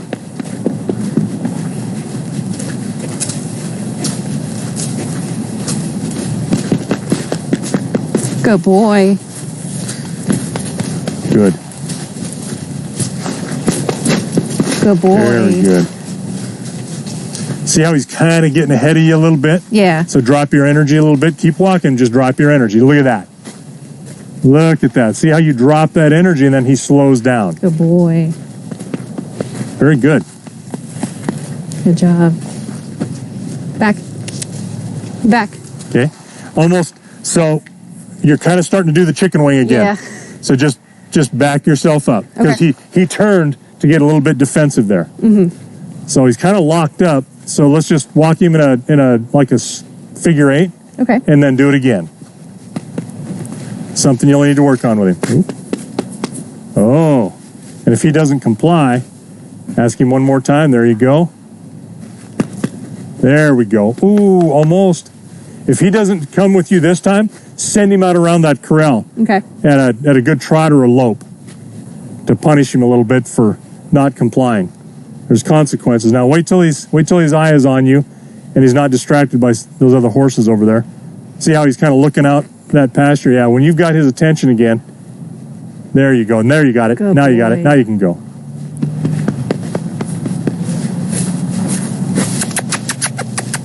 Yep. Good job. A little faster. A little faster. You got to have some consequence. So working hard is more of a consequence. There you go. Now we're going to make you work without your whip.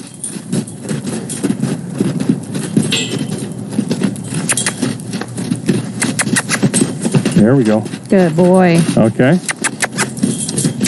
Now we'll just kind of forget that happened and make him stop. Whoa. Good.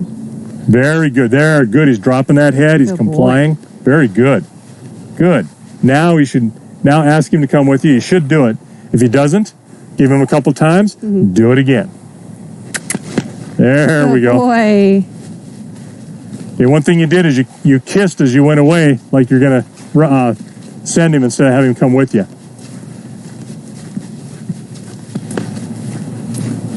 Very good. Good boy. Good. Good. He's slower. Now come right out to the corral edge. Have him come with you. Get him to come with Good you, and then you can boy. back up. There you go. Good boy. Kind of work yourself in front of him. Nice. Nice and controlled. And then stop. And now back up. Back. There you go. That's good. Keep coming. You're doing great. Yes. Yes, yes, yes. Good. Good job. One more step. Let's get greedy. Kind of pop him, Back. kind of slap him. Okay.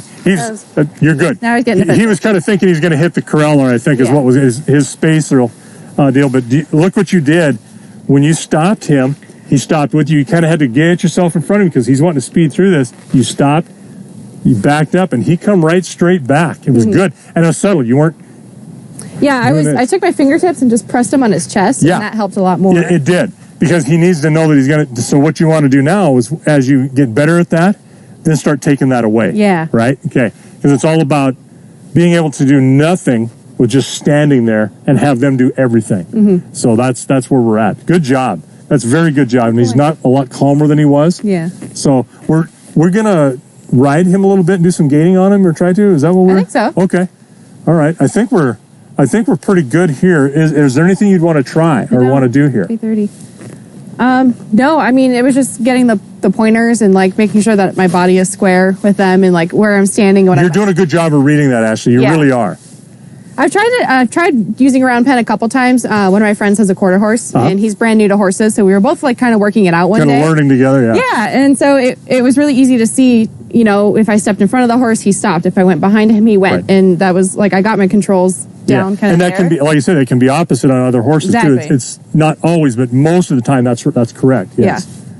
So, and then just like doing this with him and being so sensitive, it just kind of like sharpens what I'm doing. Good. So I get my little details down. Your self-awareness is everything, because if you don't realize you're doing something and you teach them something you don't want them to do, and you're doing it, but they're doing what you are showing them that you want, there's nobody can help you with that. Yeah. You got to have that realization of, oh, I caused that, or why aren't they doing that? Oh, that's me causing that. So you have to be very good and sharp.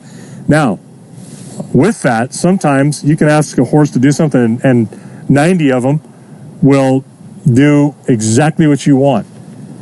5 more of them will do exactly the opposite of what you want, and one of them is going to be so confused, and then the other ones are just out to lunch. That confused one will be Augie. Yeah, a little bit. Yeah.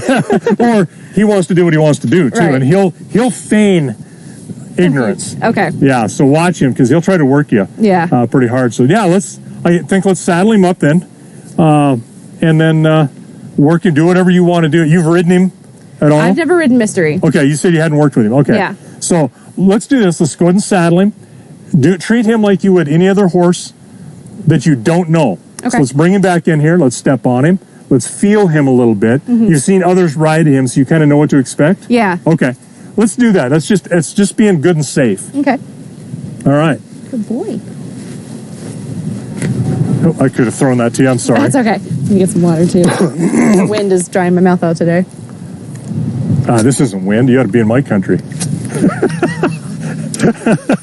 It is windy over there.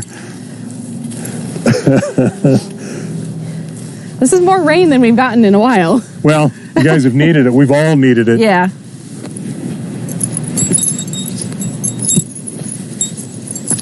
Okay. Ask him to drop that head for you. Yeah. He should be able to do that. There we Good. go. Turn it towards you. Good boy. There we go.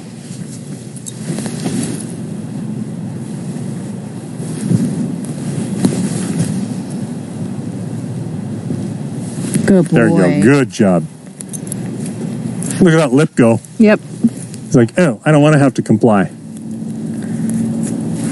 Good boy. Walk on. Very good. All right. I'll give you a few minutes to do this. And I'll check with Suzanne. I don't know that we have anything to... I haven't been paying attention. She hasn't come out screaming and yelling. And No. No. Must be doing all right. That's not Suzanne. She wouldn't do that.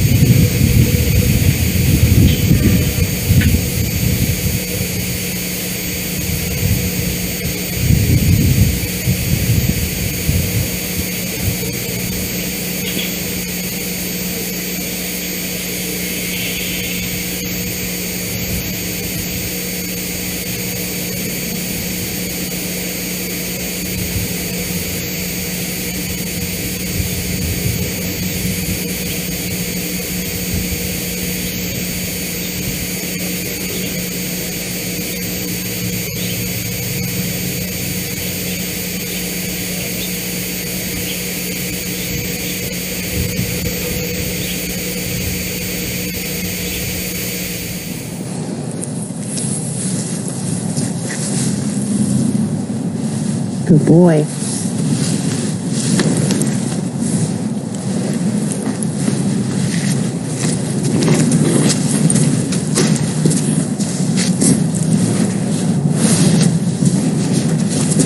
And he had a pretty decent neck rein on him, but I would imagine it's probably a little rusty.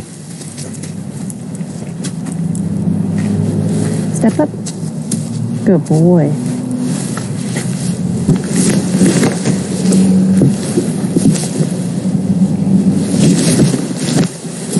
Good boy. Whoa. Okay. I'll get this out of your way. And then you just do what you want with him and kind of just get a feel for him. Easy. Well, he's wanting to take off, so I just want him to stand still first. Yeah, no, that's absolutely the right thing. Doing what they want is one thing. Yep. Doing what you want is everything. We're just going to stand here and chillax. Very good. Yeah, his kind of head's kind of coming up a little bit. Kind of looking at you. You're new. It might be the color of your helmet. Good boy.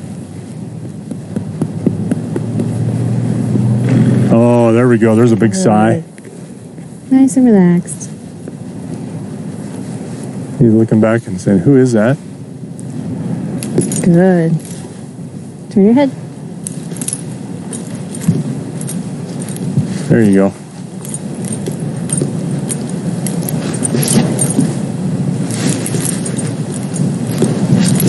Good. Easy.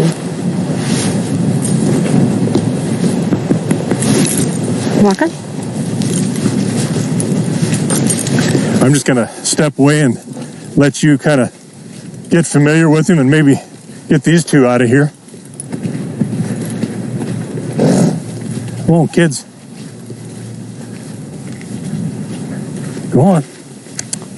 Come on, little guys. Yep. Nope. Let's go. Come on. Come on, you two. All right. Go do something useful. Go tell somebody they love you.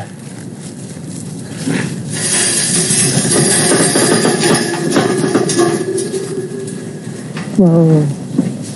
Good boy.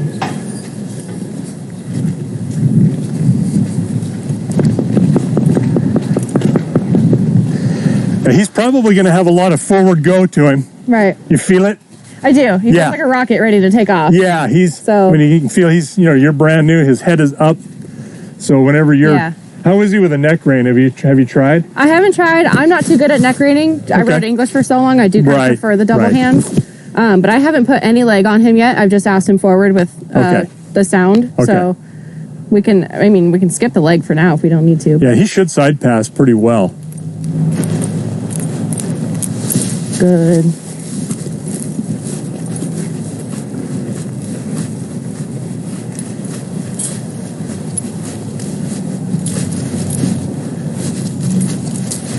And whenever you're ready, feel confident, then we'll put you out here and we'll just start at a walk like you're doing. Mm-hmm. Have you worked much with gaits?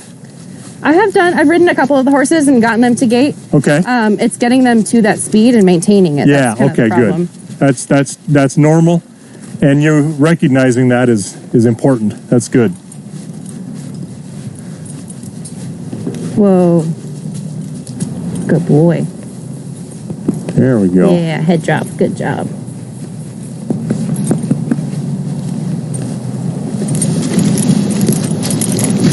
Easy. That's my fault. It's okay.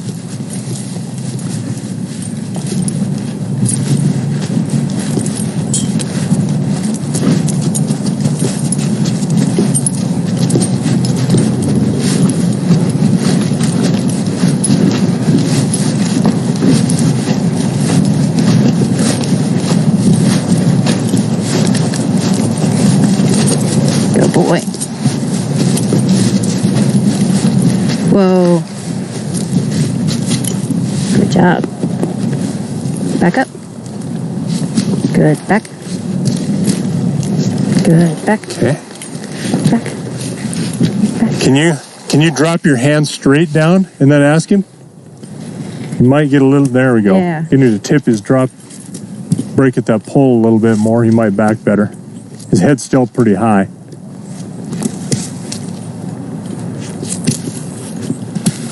Good boy. Good. Okay.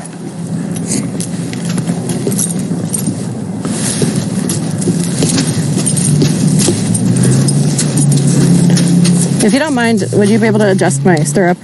What's that? Would you be able to adjust the stirrup? Oh, on this sure, side? absolutely.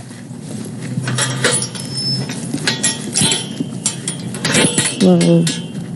Yeah, if you could drop it down just I one. was going to say, it looks like you need to go down one. Yeah. Easy. Oh, don't be a puss head. Don't be a puss head. You're really good in here earlier. Yeah.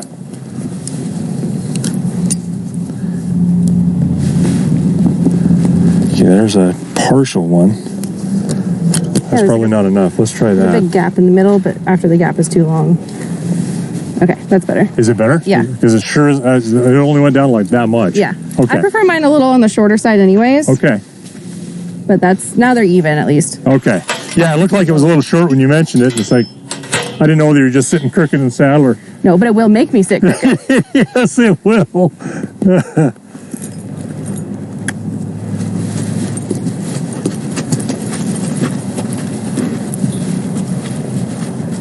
Now, when you're out with him, you've got him kind of contained. Mm-hmm. Once he relaxes a little bit, let him have that rein, and he'll stretch that neck out for you, and he'll move better. Okay.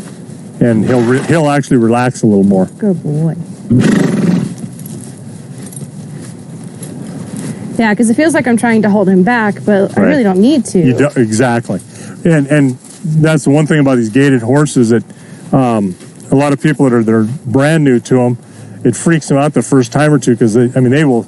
It's like they're going to take off with them, and they're not. They're just moving out. Good boy.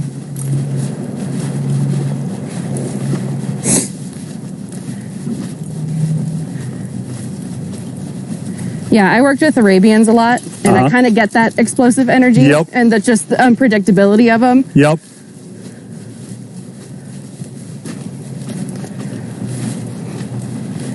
Have you heard of Cal Poly Pomona College? Cal Poly, I've heard of that, but I don't know that campus. It's like South Los Angeles. Okay. But they have one of the largest Arabian breeding programs. Oh, really? Okay. Under the W.K. Kellogg Arabian Center. Are they mostly Egyptian Arabians then, or are they I believe so. Some of the Polish? I think Egyptian Arabians. Okay. Good boy. There we go.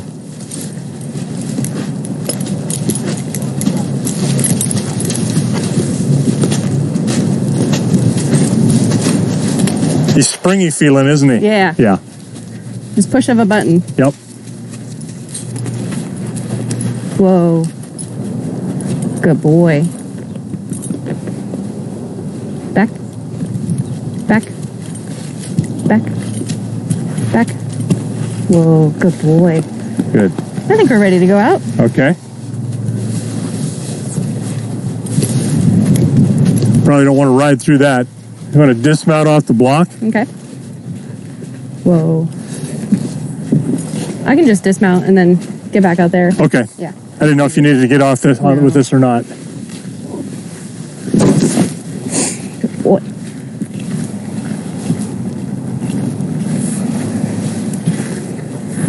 Yeah, this little guy he'll really gait nicely. Yeah, I've seen it. It's beautiful. Yeah. Boy.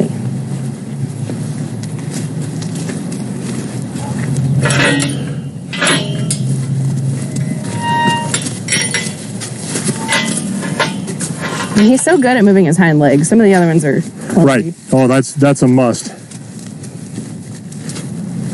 I'll line you up nice.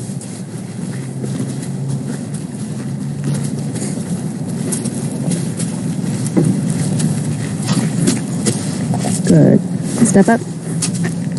Step. Good.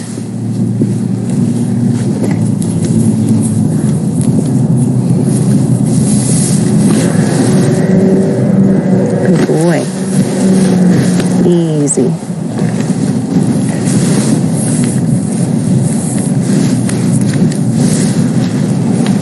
Whoa.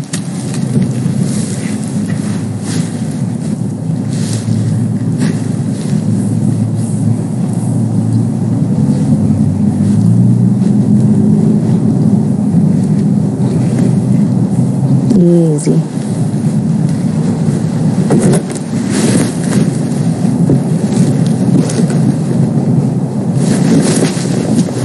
Whoa. Whoa. And one of the first things I do, just to make sure a horse will stand and not walk off with you, and I see that's not been consistently done because most people don't do it. As soon as you get on, make him stand and make him back up anywhere between, pick a number between 1 and 100 and back up that many steps. Okay. Sometimes it's 100, sometimes but always be not predictable. Never do it just 7 times or always do 4, but always make them come back. And that way they don't run off on you. They'll stop and then back up when you ask. Back. Back.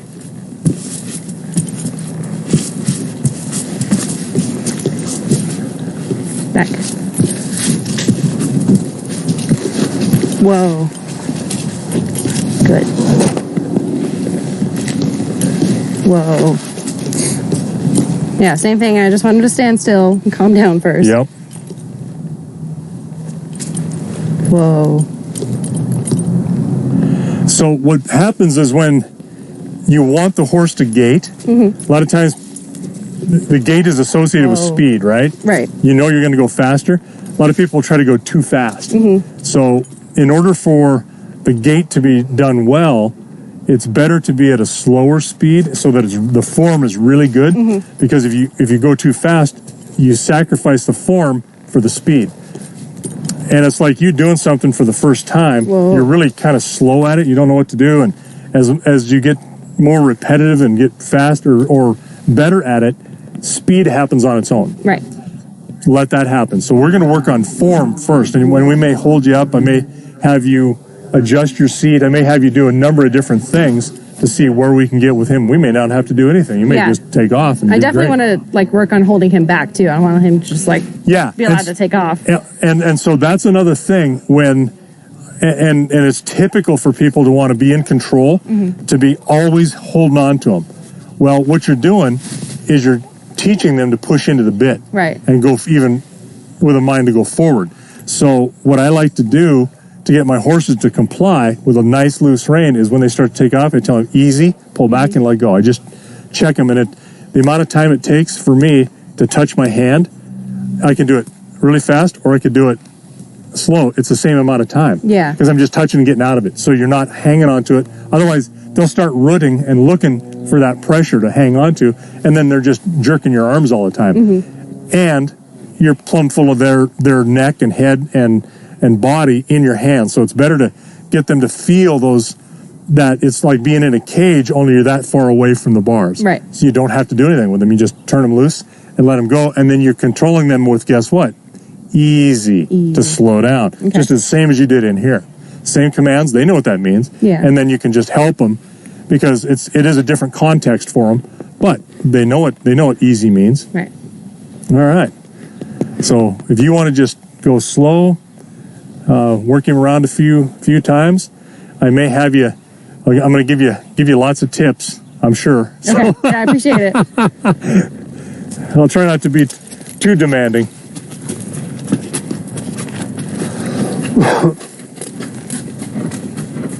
He's a pretty boy. He is. He's handsome.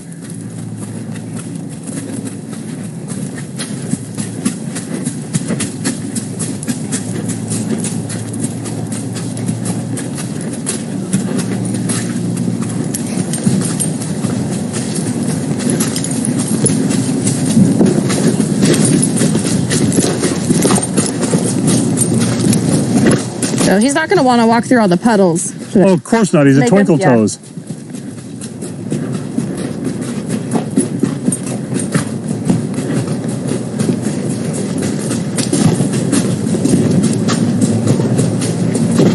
Good.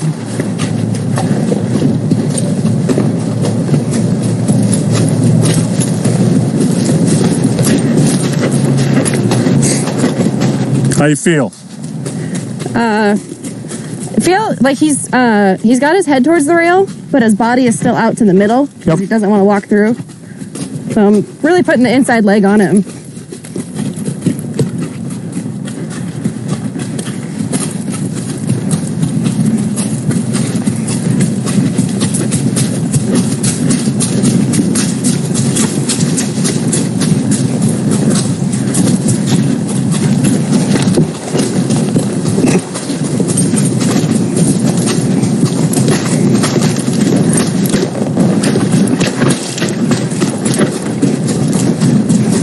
Okay, as you've made a round or two and you get more and more comfortable, you feel him kind of settling a little bit more. Just give him a little bit more range. Just pick your hands up, go towards his mouth with your hands just to give him a little bit more bit. Give him that rein. And he will really calm down. He'll drop his head when he does that, or when you do that.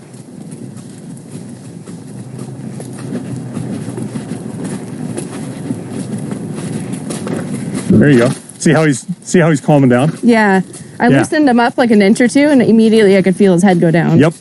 Good. So now it's a matter, he's just going to make him keep moving. He's just pooping out a little bit. There we go. Grunt. Okay. There, now you feel how his head's coming. It's a little bit more movement up and down. Yep. He's still relaxed. You've taken all of that pressure away out of his mouth. Now it's come up a little bit just because he's where he's at. Something's over there that he thinks is going to eat him, but... It's the water. Okay. There we go. Now just keep letting him go just a little bit faster, little faster. Don't push him real hard. Just let him get to it on his own. But try to stay out of his mouth with that bit. Just let him have that head and let it come forward and let it drop. What it's going to do is his head's going to come down and his body will stretch out. It'll elongate for you as you start traveling more relaxed. So as that head goes down, it's going to feel like he's going to take off with you, but let him have it. He's not going to go anywhere. There you go. I think you can ride him. There we go. Feel him elongate there? Mm-hmm. Okay, pull him back a little bit, then let him go.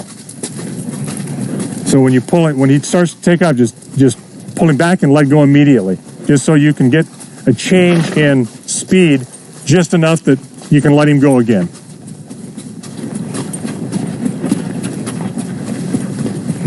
Very good. Getting better. Head's coming down a little bit more. Very good. Okay. Okay.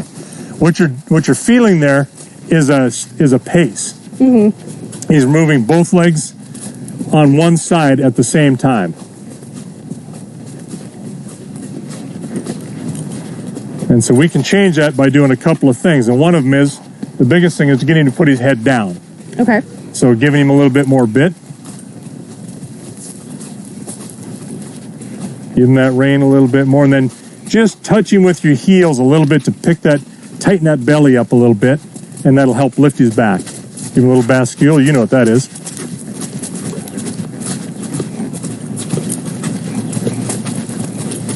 There we go. Slow him up a little bit. Pull him and let him go. There you go, good.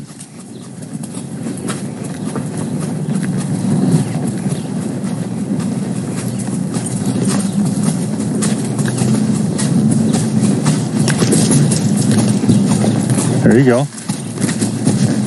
Pace. hard pace. Good. When you feel him start to get like that, then pull him back and let him go. And we're still working on putting that head down or keeping it a little bit lower. And he's getting there. Yep. And then lifting his belly at the same time without too much speed. Very good.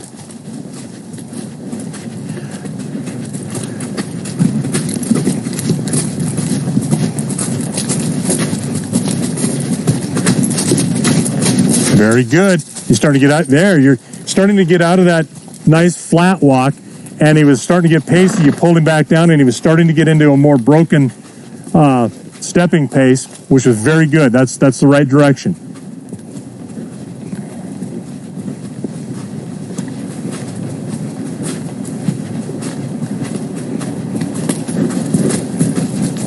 There you go. Good job. Head's coming down. You're pulling him in, letting him go. Very, very good. Very good.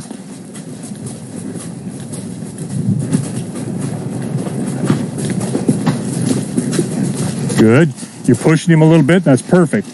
Wanting him to slow or to speed up a little bit from that flat walk. It's important. He's getting a little bit of a head nod. Very good. And you're kind of mashing on the gas, hitting the brakes. And that's kind of what you got to do to get him to settle in. I'm going to let you go a couple more rounds, and then we're going to make a major change for you you're not going to care for.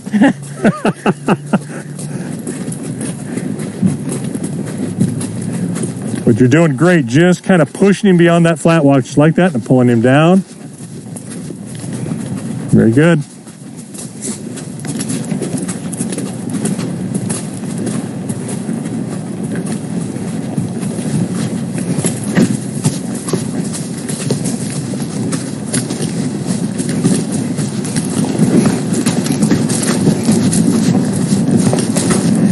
Do you see his head when he starts to get fast, his head goes like this? Yeah. That's very indicative of a pace where he's throwing his body from side to side. Whereas because the running both legs are going be up and down. Yeah, it should be. That head should be going straight up and down. That's correct. And should be a little bit lower and a little bit longer. And he likes to kind of come out of this corner a little bit and do that. Give him a little bit more rein. A little bit more so he can stretch out. And then pull him back up, because there he's pacey. Okay, we're not going to go that many rounds. Why don't you come on over, and I'm going to show you where he's at with you. Now, this is the part you're not going to... Whoa. Okay. Now, I know that all lasses of all ages weigh an even 105 pounds. I know this, okay? So... Where your weight is at, from your shoulder to your hip, is clear back here. Okay. That's where you're centered at. So you're causing some ventral flexion. Okay. When you cause ventral flexion, what happens to his head? Comes up. Come back up. When his head comes up and he's ventral flexed, where are his legs at? Front legs to back legs. They're gonna be going out. Yeah. So he's not collected. So that's why he's pacing. Okay. So what we need to do is we need to move you. We can. If you can get yourself as far forward as you can, and your legs are a little long for that, or a little short for that. So, unfortunately. Okay, can we try that? Yeah. Can we drop those? Because what we need to do is we need to bring your whole body forward in that saddle. Okay. Feels like he's breathing real hard. Yeah. Panting. Okay, here's one. Okay.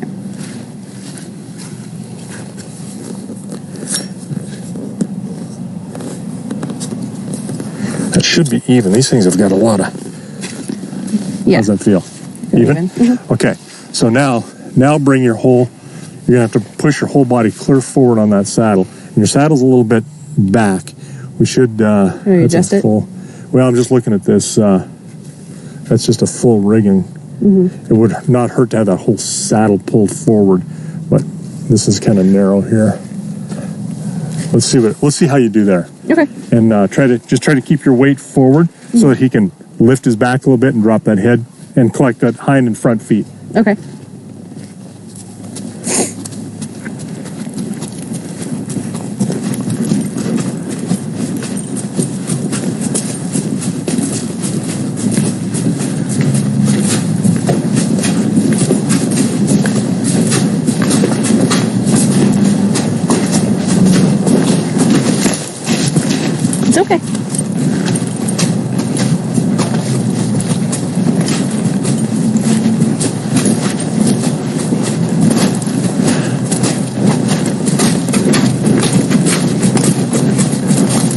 little more fluid. There you go. Okay, you're starting to reach a little bit more. That's better. Still got to get your body forward some. Like leaning forward or pulled up more in the Just saddle? set your whole body forward. Yeah, not just lean forward, but your whole body goes forward. There you go.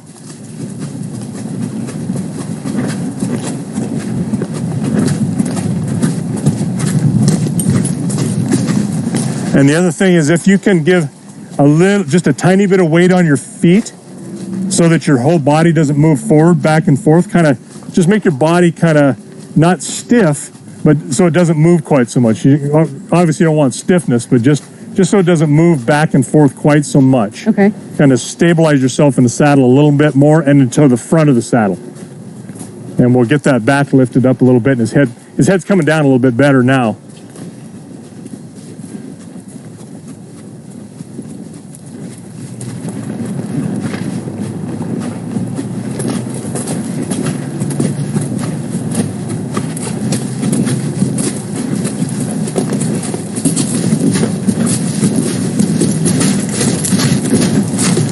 There, you hear how it was broken up a little bit at first? That's what you're starting to achieve is a broken gait. There we go. That's still pacey.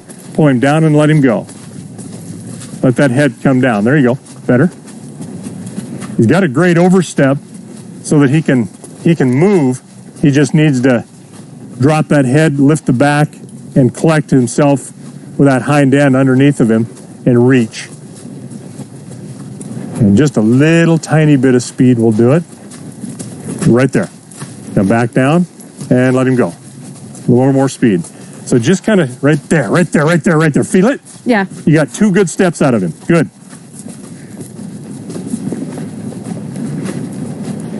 You feel how your thighs are rolling? Mm-hmm. Try to keep your thighs and your hind end, your tummy straight and keep them from rolling at all. Just kind of try to get it real stoic in the saddle. Okay. And see if that helps. And you're setting forward much better. That's helping. Okay.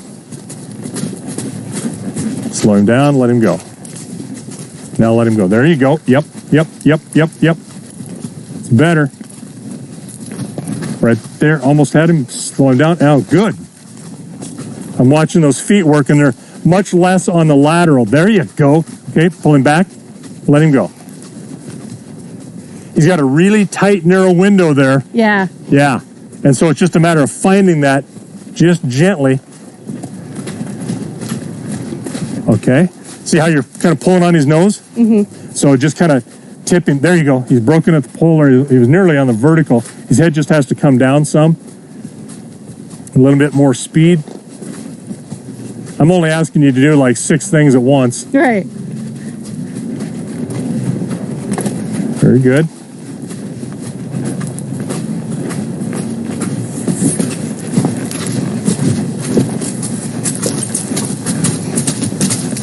Okay, more stable in the saddle. Sit front. Forget that saddle's even got a cantle. You don't even need it. You're going to sit forward. This whole time, Suzanne's been telling me to sit back. Well, so my brain is opposite. Yeah, well, and what happens is you're going to hear different things from different people. Yeah. And some people will tell you always just sit on your pockets. It's not quite true. It's about when and why. Right. So this is it's really good time to cover this. Boys and girls are built differently. Exactly. Right? So go ahead and stop. Whoa. If you can see when I'm sitting, my men's pelvic girdle is much smaller, mm-hmm. and we tend to slouch. Women tend to sit up, and so their pelvis tips more from the skeletal structure. So if you can sit your body down a little bit, yes, absolutely. And we have to kind of tip ourselves up, so because we slouch so much. So it's just a matter of getting the pelvic floor, that pelvis, level with the back of the horse. Okay. Okay. So it's going to feel like you're sitting on your butt, yes, but you need to be forward. You don't lean back. Mm-hmm. So you want to tip your pelvis a little bit more, and you could probably tip a tiny bit more, but still lean forward. And that's where the short stirrups kind of hinder you, because it pushes you back. It puts you into a chair seat instead of a Hanetta seat. So let's see what we can do.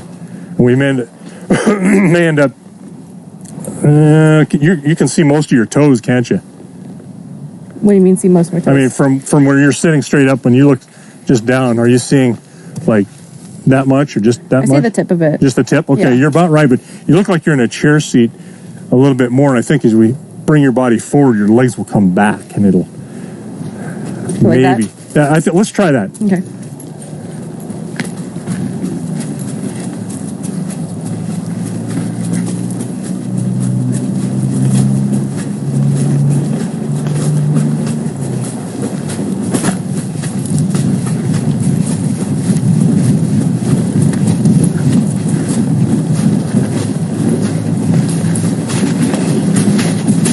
There we go. Nice. Feel that? Yeah.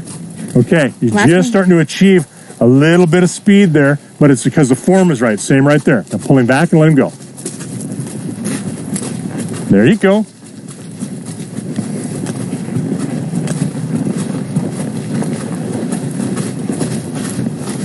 Very good. Very good. You're doing it. It's just a matter of more repetition, more practice, kind of pushing him a little bit faster from this dog walk into a little bit better gait, and then when he takes off and pull him back, let him go.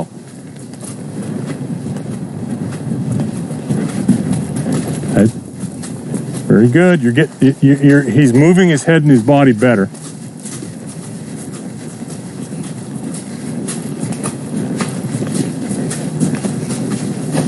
There you go. Back down. Good.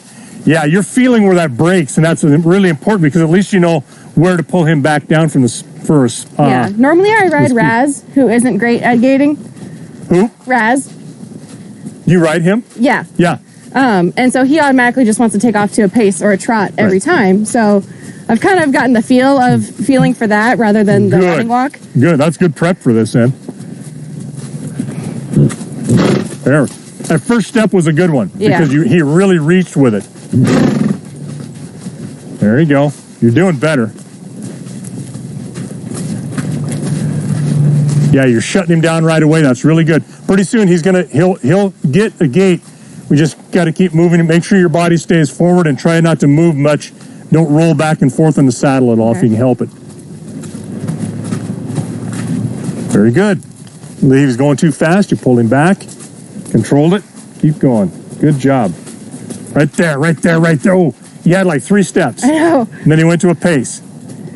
So with him, it's going to be especially important. We got to get this form. It's going to be a slower running walk, but he's going to get more repetition. You're going to be riding slow, but feeling it right and holding him there. That is the most important thing. And then the speed will come to it as he gets better at it and you get more and more consistent with your body. There you go. There you go. A little more speed now. There. Try not to roll.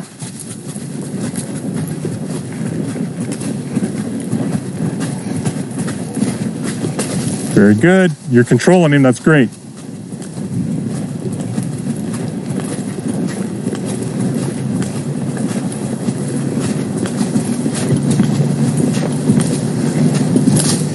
So when you stand in the saddle, can you clear the saddle by a lot?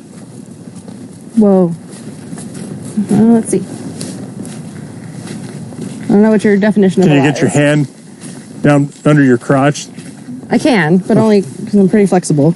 Okay. But the jeans sit lower than where my actual crotch is at. Okay, so let's do this. Humor me. Yeah. Okay. We're going to drop your legs down again. All right.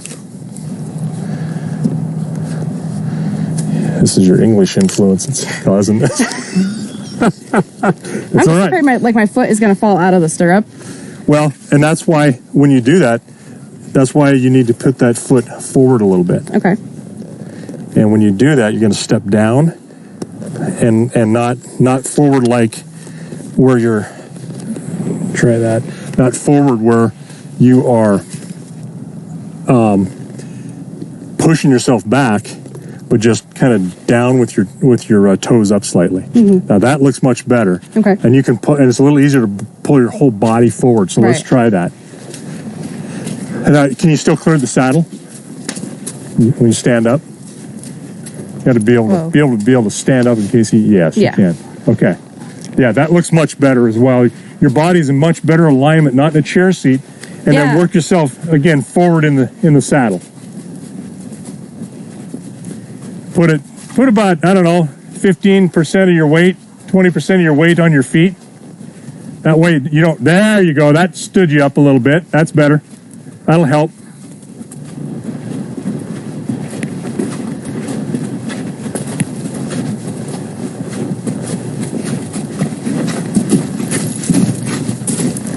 Better. That's better. He's reaching a little bit more. His back is a little bit more level. Good. Oh, he's really reaching now. Can you feel that hind end move under you? I can. Yeah. Yeah, his legs are coming up under himself much more. There's a little bit more collection there. Yeah, your form is much, much better. You look like you're more in control. Okay. On your body, and I know it's going to feel completely different to you. Yeah. Then if you can move your whole body with your pelvis forward, you're going to help him lift up like that. Okay, you got a little bit too much. Good, and let him go. Good, good. Now just edge into that little bit of higher speed with a smoother gait.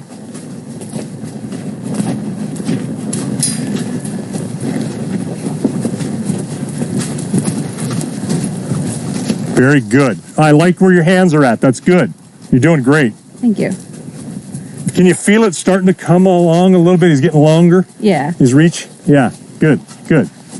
And just push him. There you go. Like that. Like that. Like that. Oh, you had it. Had about three, 4 good steps.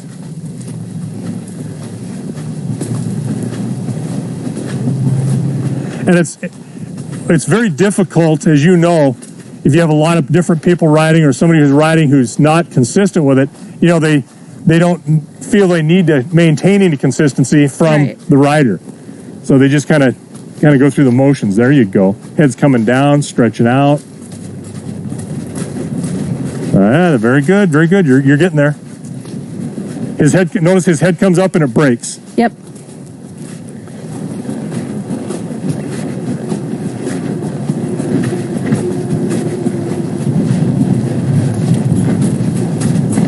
And I usually ride with my hands very low when I'm training like this.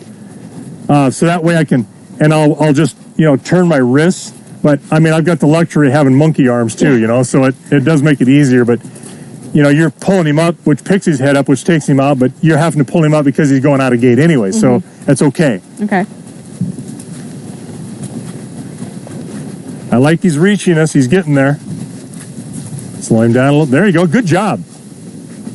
Good job of getting a hold of him before he started to really even get a good single step. And I should say single step into the pace, which is really, really good.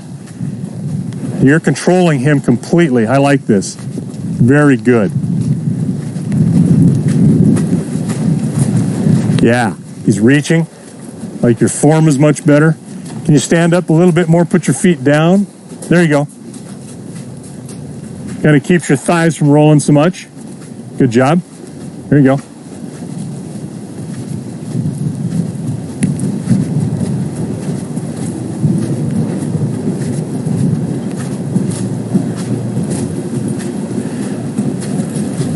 Very good, very good, very good, Ashley. Ooh, yeah. Good correction. I like it. And just push him a little more now. Just kind of push that envelope. Make him walk, but then pull him back down. Make him walk, pull him down. You're going to bust in and out of it, but that's okay. There you go. Good. Good.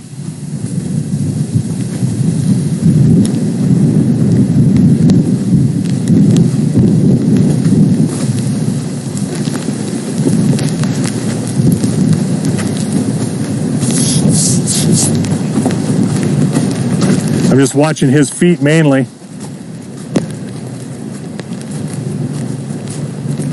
Very good. Little more, just ever so much speed. Like that, right there, right there. Little more. You can feel him kind of reach. But just achieve for the reach for right now. Okay.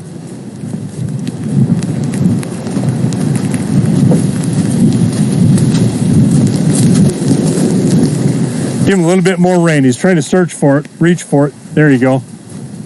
There you go. Let him have that rein. There we go. There. Let him have that. Ah, good. Yes. Look at him reach, trying to get his head down. Good. I like it. A little more speed. You're doing great. And I know you're going to have to yank a lot of rein up there to slow him down, but we got to kind of get him so he's responding with that head lowered instead of bringing it up when you go to the stop. There you go. Nice. Good job. Very good job. Still got a lot of rein there. His head's still low, but he did stop. That's perfect. You took him right out of that pace.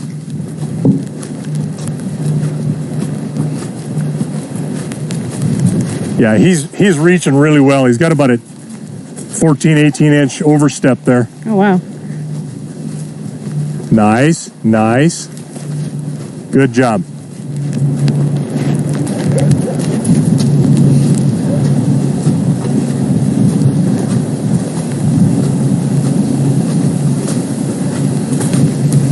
Feel like you're out of balance? My boots are starting to give me raspberries. On the inside? On the inside. Yeah. My socks aren't quite tall enough. Well, I'm not going to pull your socks up, but if you want to get off and do it. I can pull my socks up. I can do it on my own, thanks.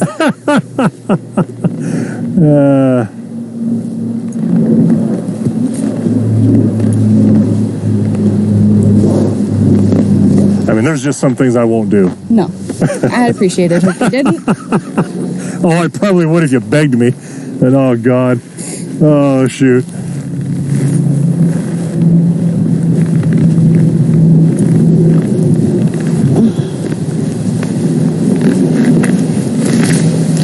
Good boy. Okay. All right.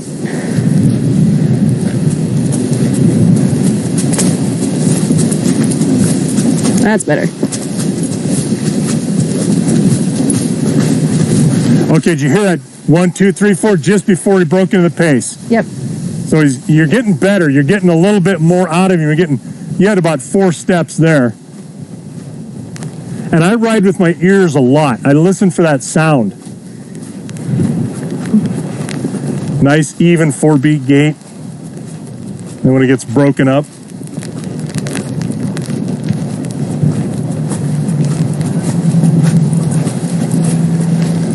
Notice how his head's almost level? Mm-hmm. Much better. Much, much better. Of course, then he turns and picks it up, but he's staying low more consistently. That lifts that back up, engages that hind end. Very good. Liking it. I'm liking it.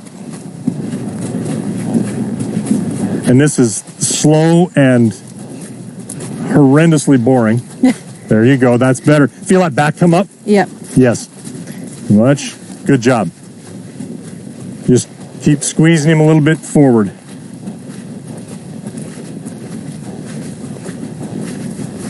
See how not enough speed doesn't get you into gait and too much speed takes you to a pace, but it's such a small window there that you just got to kind of try to work on keeping him held in that spot where he's walking well, but before he breaks. Good job.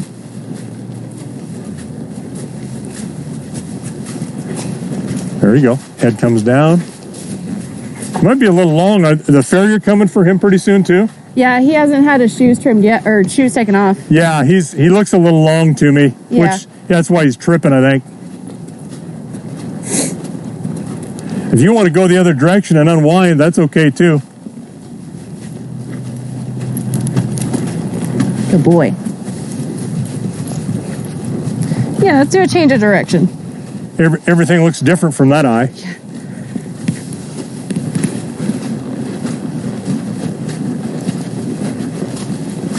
Okay, more rein. Give him more rein.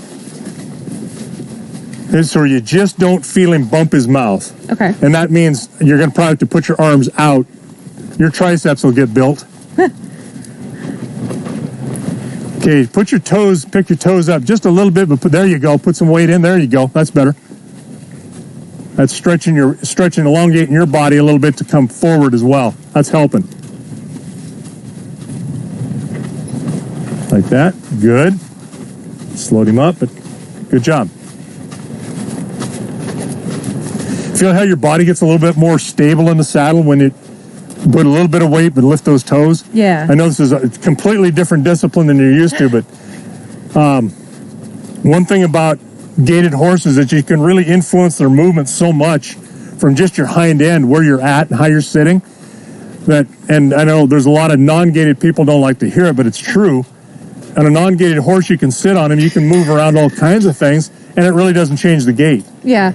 Where if you're using your body to influence the movement of that horse, and you can do that and predict what that horse will do by what you're doing, you're a whole lot more sensitive rider to what they're doing, and a lot easier for an influence on the horse, and in a lot of ways, probably a better rider from that perspective. Doesn't mean, you can handle the horse's attitude and that sort of stuff. It's not what I'm saying. It's just being able to influence their movement.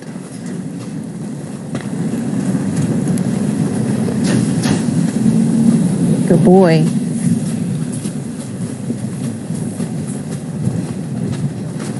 You should be able to feel how he's reaching, right? Mm-hmm. Yeah. It's going to take some time. We'll work consistently with him, but we'll get there with him. Yeah, I can feel him stepping out. Yeah, and it's all about, partially it's his relaxation, getting that head drop down, elongated, getting your body forward. And we'll show this as an exercise here. When we're done, we'll kind of put this together for you. But I want you to feel this, and it isn't like you're a novice. You're not going to have this be lost on you by pulling you off the horse now and doing it.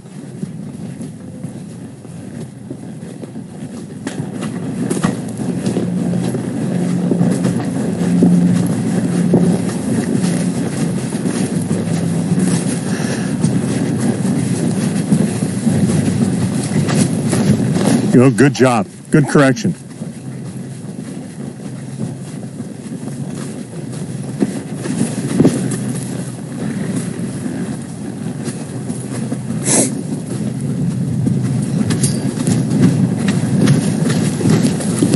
Okay, now you're starting to break into more of a stepping pace, which is great. That means you're moving towards a more square gait, because a hard pace is when they both come up and set down. Stepping pace is when the hind sets down before the front, and then as you get more towards the true running walk, you'll have all 4 feet running independently. Okay. So you're doing some good things here. You're pulling it along into a more square gait. There you go. Good job.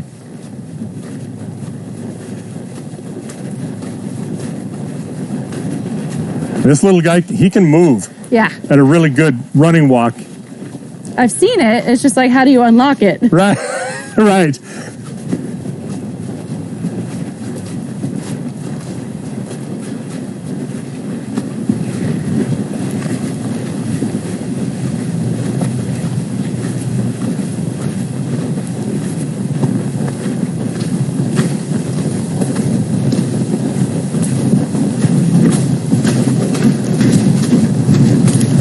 Good. Very good.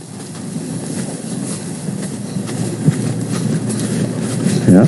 More. Good job. You're getting that. You're coming in on that really narrow spot where you're pushing him a little bit, like you should be, and then when he breaks, you're pulling it right back. You're doing a very, very good job. Getting some good control there. And you're trying to bump his belly. Good. Yep. Yep. Good job. Lift that back up a little bit.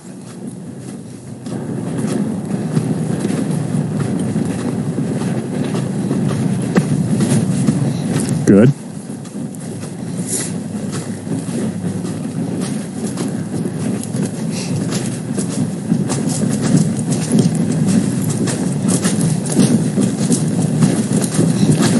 Yeah, mechanically, you're doing the right things.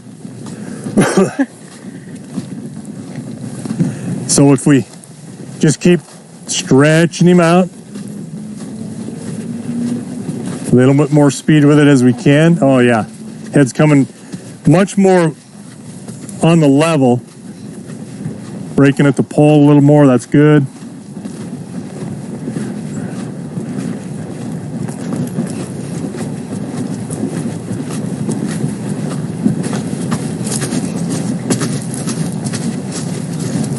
Good. Good. Still a pace, but it's a broken pace. Now it's a stepping pace. That's good. Very high. Good.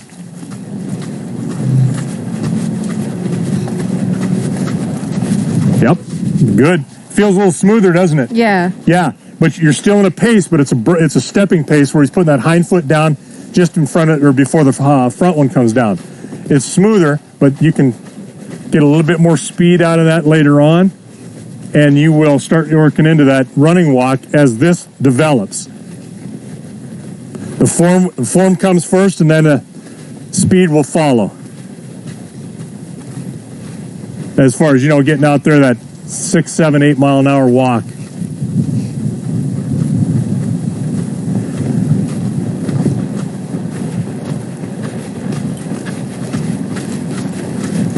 Good job. Good control. Starting to get away from you. Now you're starting to get, there you go. That's better. At a step. What you can start to do as we work along, and I think we're going to do some more of this tomorrow, is hold him up a little bit and then give him a little bit of push. And drive that hind end up. Now you're doing the right thing. You can also cheat, and you can find a slight incline where they make them reach. But you're already doing a much better job. Good. Very good. You're getting there.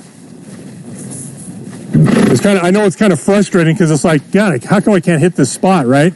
I mean, I'm not really frustrated. Like, I'm understanding what it is that he's doing. Okay. And how I need to correct it. Okay, so good. It's more just like being patient with him and like letting him understand that this isn't what I want. Yeah. But we can get to what I want. Yep. I'm really greedy. I like to be able to get things to happen now, or I want more of what they're doing. Very good. I like what I'm seeing, the stepping pace. That's good. You're getting there. You're getting there. And that's when I saw it. Did you feel that when you booted him a little bit? Yeah. He really reached. That's what I'm talking about as far as if you can hold him to keep him from taking off, but make him engage that hind end, then you'll start to really get a much, much more square gait and hit that running walk.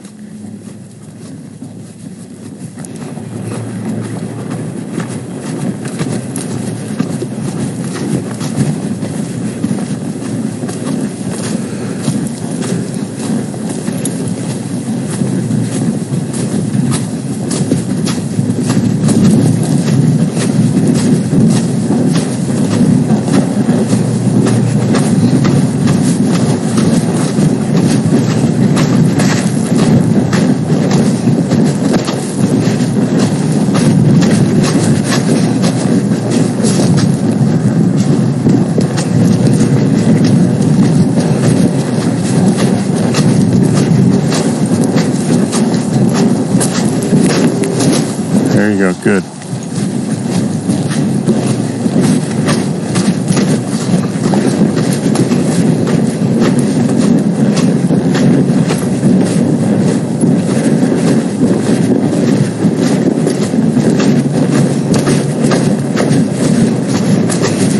Better. You're doing better.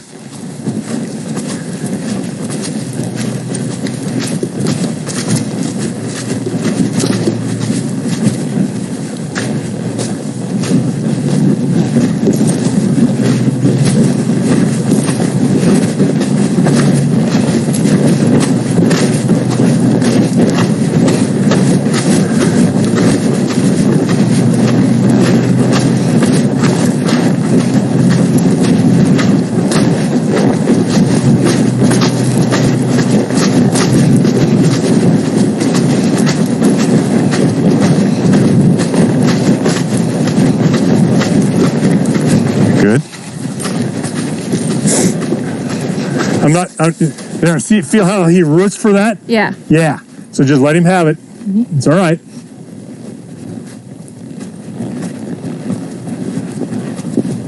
Very good. I'm not really having to tell you anything because you're doing everything I would suggest you do. There you go. You're correcting him when you need to, as you need to, at the right timing. And it's just a matter of getting him to reach and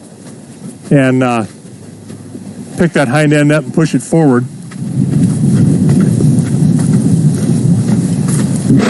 There you go.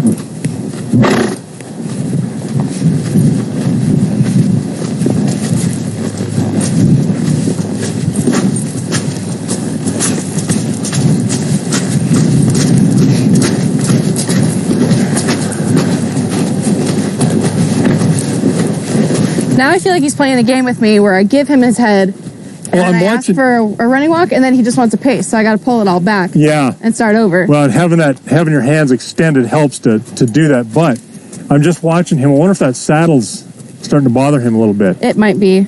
Because it's almost like he's wanting to stretch that whole back out. Yeah. And it looks like it's pretty narrow at the withers. I mean, he's a narrower horse anyway, but this is the one we usually put on Mickey, so I don't know. Mickey's narrow up top. Yeah. Yeah. Yeah, we might want to look at that, because that will also cause him to ventral flex. Whoa. Whoa. And you know, yeah, because it really. Yeah, it's really pinching. Yeah, we need to make another adjustment there. If there's a different saddle or something else we can do. Yeah. Hey, kid. Let's throw him in here. I want to do something with you to feel what his body is. Mm-hmm. Or, you know what? Let's just take him over there and do it with that. I bet we can use that camera to help. Yeah. And then I'll show you what I mean by that, more of the lifting of that body. Mm-hmm. And I know you know this because of all your English training. I mean, you know, but the amount of difference it makes with your body. We should get somebody else on him, where you're clear back here. You're right. I'll show you where they point it before we take the saddle off, where your point of balance is on him, on his back. So, and I'll bring your water in. Oh, thank you. You bet. So we're getting out of the arena, but still on him, or just up to this. Probably just take him to the gate, I guess. Okay. Because I think James moved this camera to over there. Yeah, well, we can use that one up there, right? Mm-hmm. Okay. Yeah, because we'll just come to the hitching post then, or near it. Okay. Whoa. Whoa. We'll get a dry spot. Right in the middle of where the round pen was. There you go. Maybe this one over here. Good boy.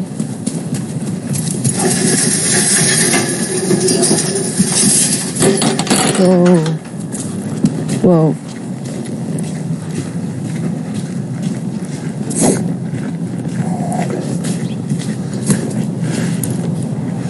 Okay. So let's go ahead and dismount. Okay. Okay. So when I look at you sitting in this saddle here, and from your shoulders to your hip, you know, kind of line, this is where your center of balance is. Ooh, big boy, is right here. So if you look at that, I'm just going to kind of make a mark on his skin, on his hide right there, and let's go ahead and unsaddle him. What that will do for him.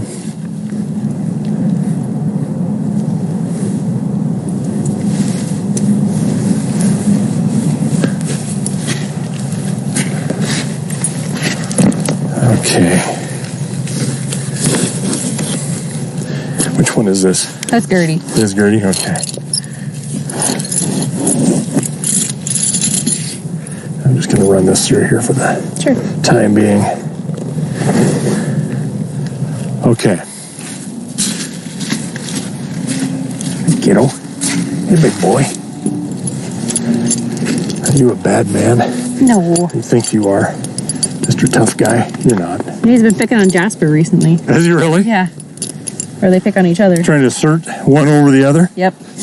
Okay, so here's our point of reference. Mm-hmm. Okay. So that's my center of balance. There's where your center of balance is at.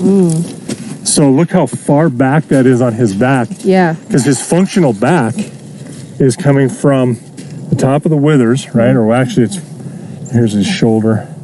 Right here, so you're looking at the top of the withers, and if you watch on these gaited horses, almost any gaited horse, is a lot longer lumbar sacral joint, right, where that last rib comes in. And find that last rib, it's right there. And then when I kind of pinch him down, right there. So there, right from there to there is our lumbar sacral span. That's a long ways. Yeah. And on most non-gated horses, this comes way back here. It's a lot shorter, so they've got a lot more unsupported back here. And so you've got the last rib to there, and here's where your weight is. So when you're putting everything down on him, if you can pull this forward, obviously, it's like a lever. You're picking him up. You also put a little bit of, just a little bit, and it doesn't have to be much to raise that back. The hind limb comes in. So, yeah. And then the same thing, if you watch his back, and I'll drop his head, watch what happens. Look how much that head or that back came up. Yeah, it rounds up. Right? Rounds up, yeah, as it should.